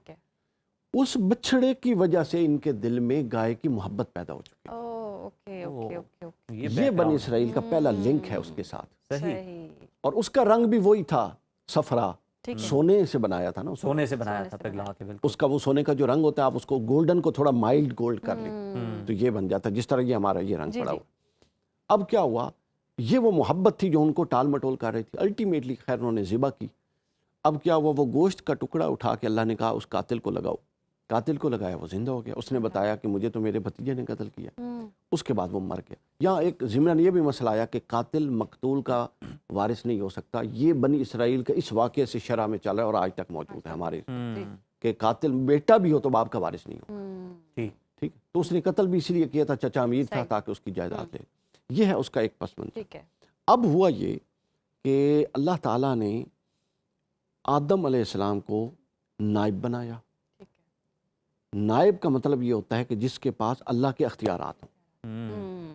आप अपना बंदा किसी को दे के भेजते हैं, पाकिस्तान का नुमाइंदा किसी मुल्क जाता है तो वो डायलॉग के पूरे अख्तियार रखता है एट द स्पॉट डिसीजन के लिए। बिल्कुल ठीक। उसका اظہار جو زمین پر ہوا نیابت کلیہ کا وہ ایک نبی کے ذریعے ہوا اور اس کو حضرت سلیمان علیہ السلام کے یہودیت کی ساری فکر ابھی آپ کو سمجھ آ جائے گی. حضرت سلیمان علیہ السلام حضرت سلیمان علیہ السلام زمین پر وہ واحد انسان تھے جن کی چونٹی سے لے کر ہاتھی تک، مشرق سے لے کر مغرب تک، اور پتھر سے لے کر پہاڑ تک، اور ہواؤں سے لے کر فضاؤں تک ہر شے پر حکومت. سمجھ آ گئی. حضرت سلیمان علیہ السلام جب انہوں نے پھر حضرت سلیمان نے یروشلم ایک مسجد تعمیر کی جس کو فرسٹ ٹیمپل کہتے ہیں، بیت المقدس کو تعمیر کیا. چلتے چلتے یہ معاملہ چلتا رہا بالآخر حضرت سلیمان علیہ السلام کی وفات. حضرت سلیمان پر قرآن مجید نے بڑا شاندار تبصرہ کیا. حضرت سلیمان پر قرآن مجید نے یہ کہا ہے وَلَقَدْ فَتَّنَّا سلیمان، ہم نے سلیمان کو ایک آزمائش سے گزارا. اور پھر سلیمان علیہ السلام کی کرسی پر ایک جسم کو ڈال دیا، یہ قرآن ہے. اور پھر سلیمان نے کہا کہ باری تعالیٰ مجھ جیسی حکومت میرے بعد کسی کو نہ دینا. اللہ نے قبول کر لی بات. ان 3 آیتوں میں سارا راز ہے. ہمارے مفسرین اکثر اللہ ماشاء اللہ اس طرف ہی نہیں گئے. جی اب آپ سنیے. اب جس جسد کہتے ہیں کہ سلیمان علیہ السلام کی کرسی پر جسد کو ڈالا، وہ جسد کیا ہے یہ غور کریں. جسم کیا جسد، جسم کو اردو میں جسم کہتے ہیں بے روح وجود، یعنی جس کے اندر جسم موجود ہو اور روح نکل چکی ہو، بے روح موجود. یا جسد اس کو کہتے ہیں، یعنی ہماری 2 آنکھیں ہیں، ایک اگر آپ دیکھ لیں جسم کی آنکھ اور ایک روح کی آنکھ، تو جسم اس کو کہتے ہیں جو ایک آنکھ والا ہو، یعنی اس کی روحانی آنکھ بند ہو چکی ہو. آپ ذرا میرے لفظوں پر غور کیجیے. جس کی روحانی آنکھ. جسد اس کو کہتے ہیں یعنی وہ بے روح ہے جو زندگی کو اور ہر شے کو صرف مادی نقطہ نظر سے دیکھتا ہو، روحانی نقطہ نظر اس سے نکل چکا. ٹھیک ہے. اب اس کا واقعہ ایک یہاں سے بائبل کا نکالتے ہیں اس بات کو سمجھنے کے لیے. صحیح ہے. حضرت سلیمان علیہ السلام کے پاس ایک حضرت سلیمان کی انگوٹھی تھی، خاتم سلیمان کہتے ہیں، یا کوئی بھی چیز تھی، بعض کہتے ہیں اسٹیمپ تھی، مہر تھی، بعض کہتے ہیں وہ حضرت سلیمان کے ہاتھ میں ہوتی تھی تو یہ سب تصرفات وہ آپریٹ کرتے تھے. اب یہ اسرائیلیات کا واقعہ. حضرت سلیمان علیہ السلام گئے واش روم میں غسل کرنے کے لیے اپنی زوجہ کو دے کر. پیچھے شیطان نے حضرت سلیمان علیہ السلام کا روپ، یہ بنی اسرائیل کا واقعہ ہے لیکن قرآن کے ساتھ بڑا ریلیونٹ ہے، روپ دھار کے آیا اور وہ ان سے لے لی. اب حضرت سلیمان علیہ السلام جب وہ جس کے پاس وہ آ گئی، اب ہر شے آپریٹ کر رہا تھا. حضرت سلیمان علیہ السلام نکلے، ان کو کوئی مانے ہی نہ کہ یہ سلیمان ہے. بالآخر وہ بادشاہی سے مزدوری تک آ گئے اور مزدوری کرنے لگے سمندر کے کنارے. اور مزدوری کے عوض ایک سمندر کے کنارے میں ایک مزدوری کے عوض حضرت سلیمان علیہ السلام کو 2 مچھلیاں ملتی. اب دوسری طرف وہ جو دوسرا شخص تھا جو سلیمان علیہ السلام کی انگوٹھی لے کر آپریٹ کر رہا تھا، اس کی کچھ حرکات و سکنات دیکھ کے لوگوں نے کہا سلیمان نبی تو اس لیول کی حرکات نہیں کرتے، یہ چھوٹی حرکتیں. یہاں سے معاملہ خراب ہوا. پھر ان کے گھر والوں کے پاس لوگ آئے، ان کی بیویوں نے کہا یہ تو سلیمان نہیں، یہ تو کبھی ہمارے قریب ہی نہیں آیا، اس کے ساتھ تو کوئی تعلق نہیں اور نہ یہ اپنی حرکات سے لگتا ہے. لیکن یہ سارا کچھ عجیب پریشان کر رہا ہے کہ یعنی کنٹرول سلیمان والا ہے. اب کیا ہوا جب اس بندے نے، اس شیطان نے یہ دیکھا کہ اب وہ سارا کا سارا کیا ہو رہا ہے، ایکسپوز ہو رہا ہے. اس نے کیا کیا، اس نے بچنے اور بھاگنے کے لیے وہ جو انگوٹھی تھی وہ سمندر میں پھینک دی. اللہ تعالیٰ کے امر سے وہ سمندر میں وہ انگوٹھی ایک مچھلی نے کھا لی. حضرت سلیمان کو اس شام جو مزدوری ملی 2 مچھلیوں میں، انہوں نے جب مچھلی کا پیٹ چاک کیا تو اس کے اندر سے وہ انگوٹھی، انہوں نے جیسے ہی وہ انگوٹھی پہنی سارا ہر چیز ٹھیک ہو گیا. اب یہاں تک بات ہوگی. اب تیسری چیز جو اس کے ساتھ جڑی ہوئی ہے وہ یہ جڑی ہوئی ہے. اچھا اب یہ جو تھے سلیمان علیہ السلام کی حکومت اور یہ سارا وہ ان کی وفات ہو گئی. اب یہ جو یہود تھے اپنے آپ کو یہ سلیمان سے منسوب کرتے ہیں، حضرت داؤد اور سلیمان، ڈیوڈ اور سلیمان، ان کے نام بھی بہت سارے. اب یہ دعائیں کرتے تھے، یعنی یہ رول ماڈل لیتے ہیں گلوری آف سلیمان کو. یہ کہتے ہیں کہ ہم نے اس طرح کی حکومت دوبارہ قائم کرنی ہے، یعنی ہر شے ہمارے کنٹرول میں ہو، زمین کا ایک پتھر، چلنے والا فرد اور آسمان میں اڑنے والا پرندہ. یہ سب ٹیکنالوجیکل وار اس کی وجہ سے کہتے ہیں ہم نے ہر شے پر کنٹرول کرنی. اس کے لیے انہوں نے پھر مسیحا مانگا. اللہ سے کہتے تھے کہ باری تعالیٰ اور اپنے نبیوں سے کہتے تھے ہمارے لیے ایسے بندے کی دعا کرو جو سلیمان کی گلوری کو ریسٹور کرے. اللہ نے ان کو مسیحا دیا. اس مسیح کا نام تھا حضرت عیسیٰ علیہ السلام. انہوں نے اس مسیح کو نہ مانا. حضرت عیسیٰ نے چونکہ چیلنج کر دیا. یہ وہ قوم تھی اتنی بگڑ گئی تھی کہ بیت المقدس کے سین میں بیٹھ کے جوئے پر پیسے اپنا سود پر پیسے دیتے تھے. حضرت سلیمان حضرت عیسیٰ آئے تو انہوں نے ان کے تختوں کو الٹ دیا, میزوں کو. بالآخر حضرت سلیمان کو انہوں نے پھانسی دی, حضرت عیسیٰ کو پھانسی دلوا دی. پھانسی نہیں ہوئی, اللہ تعالیٰ نے اٹھا لیا, ان کے نزدیک پھانسی ہو گئی. اب یہ رو دھو رہے ہیں, یہ کہتے ہیں کہ اب ایک اور ہمیں مسیح آئے گا. اب یہودی بھی ایک مسیح کے منتظر ہیں, عیسائی بھی ایک مسیح کے منتظر ہیں, اور مسلمان بھی ایک مسیح کے منتظر ہیں. اور مسیح ایک ہے, وہ سن لیں, وہ مسیح عیسیٰ علیہ السلام ہے. وہ گلوری جو بنی اسرائیل کو ملنی تھی ان کی نافرمانیوں کی وجہ سے وہ منتقل ہو گئی بنی اسماعیل کو. اب جب حضرت امام مہدی کے ساتھ اس دنیا پر مسلمانوں کی حکومت قائم ہوگی تو وہ مسیح علیہ السلام کے ذریعے ہوگی. سمجھ آئیے؟ بالکل. اب ان کا کانسیپٹ کیا ہے کہ مسیح, ان کے نزدیک بھی ایک مسیح کا لفظ ہے, لیکن مطلق مسیح نہیں ہے, مسیح الدجال کہتے ہیں اس کو. یعنی اس کے کمالات مسیح کی نوعیت کے ہوں گے جو مسیح کرے گا, لیکن حقیقتاً وہ دجال ہوگا. اب وہ آئے گا کیسے؟ اب یہاں سے ریڈ ہائفر آپ کو سمجھ آئے گا. بائبل کے اندر بک آف کاؤنٹنگ, گنتی کی کتاب ہے, اس کے اندر 19 نمبر میں لکھا ہوا ہے کہ 9 ریڈ ہائفرز ذبح ہو چکی ہیں. جس وقت 10ویں ہوگی اس وقت ریڈ ٹیمپل, یہ جو ہے 3rd ٹیمپل کی تعمیر ہوگی, اور ہاں ہمارے پاس وہ حکومت ری اسٹیبلش ہوگی, ہمارا مسیح الدجال آ جائے گا, اور ہم اس حکومت کی طرف پیش قدمی کریں گے جو سلیمان علیہ السلام کی تھی. گویا کہ چونٹی سے لے کر ہاتھی تک, مشرق سے مغرب تک, اور زمین اور آسمان تک سب ہمارے کنٹرول میں ہوگا. اور وہ پھر ان کو کیا کرے گا, جا کے پکڑے گا اور پوری دنیا پر چاول. یہ ہے ریڈ ہائفر کا لنک اس سارے معاملے کے ساتھ. بالکل ٹھیک ہے. ادھر دوسری طرف وہ شیطان, وہ شخص جو شیطان تھا حضرت سلیمان کے دور میں, حضرت سلیمان نے جب مچھلی سے وہ انگوٹھی تو نکال لی, اس کو زنجیروں میں ڈال کے ایک صندوق میں بند کر کے سمندر میں پھینک دیا. اور رسول اللہ صلی اللہ علیہ وسلم کے ایک صحابی حضرت تمیم داری نے صحیح مسلم کی روایت کے مطابق سمندر میں سفر کرتے ہوئے طوفان میں رستہ کھو گئے اور ایک جزیرے پر پہنچے, اور اس جزیرے میں اس دجال سے ملاقات بھی کی, جس پر ہم ماضی میں ایک بات بھی کر چکے.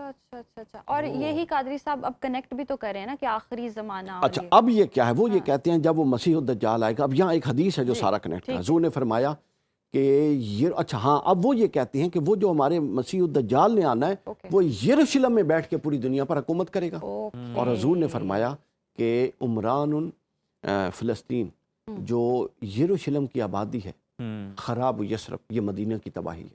یہ جیسے ہی وہ اس کو یعنی ریسٹور کر لیں گے یروشلم کو, اور مسجد اقصی کو خدا نخواستہ تباہ کریں گے, اور ہم تو خدا نخواستہ کہہ رہے ہیں, یہ ہونا ہے, تباہ کریں گے. اس کے بعد کیا ہوگا, اس کے بعد ان کی وہ جنگ, وہ الملحمۃ الکبریٰ, 3rd ورلڈ وار کی طرف جائیں گے, جو قیامت کی طرف ہمیں لے کر جائے گی. فلسطین آباد ہوگا تو مدینہ ویران ہوگا, مدینہ ویران ہوگا تو قسطنطنیہ آزاد ہوگا, قسطنطنیہ آزاد ہوگا تو دجال, مسیح الدجال نکلے گا. دجال نکلے گا تو امام مہدی آ چکے ہوں گے, اور امام مہدی کے مان بعد حضرت عیسیٰ آئیں گے, اور وہاں پر 3rd ورلڈ وار ہوگی, جس کے بعد یہ سارا, یعنی حضور نے فرمایا اگر کسی شخص کے 100 بیٹے ہوں گے, اتنا قتل ہوگا کہ ایک بیٹا زندہ رہ جائے گا. اور اگر ہوا میں اڑتا ہوا پرندہ زمین پر بیٹھے گا تو اتنی لاشیں ہوں گی کہ اس کو بیٹھنے کی جگہ نہیں ملے گی. یہ سب جو معاملات خلیج میں آج آپ دیکھ رہے ہیں, یہ اس کا گریٹر اسرائیل کا, حضرت سلیمان کی گلوری کو ریسٹور کرنے کا, اور 10ویں ہائفر کو ذبح کر کے اس گلوری کو ریسٹور کرنے کا اور دجال کو نکالنے کا, یہ وہ سارا کا سارا منظرنامہ. بہت خوبصورتی سے آپ نے بہت اچھے طریقے سے آپ نے بہت کم ٹائم میں عام لفظوں میں ایکسپلین کیا. بہت شکریہ آپ کا. اور ناظرین, یہ صورتحال ہم دیکھ ہی رہے ہیں, جس کی ہمیں تیاری کرنے کی بھی ضرورت ہے, اور اللہ ہم سب کے ایمان کو محفوظ رکھے اور ہمیں محفوظ رکھے, آمین. اور دین اسلام اور مسلمانوں کی بھی سربلندی ہو, یہی دعا ہے. اور اسی دعا کے ساتھ ہمیں دیجیے اجازت, منڈے کو پھر ملاقات ہوگی. اللہ حافظ.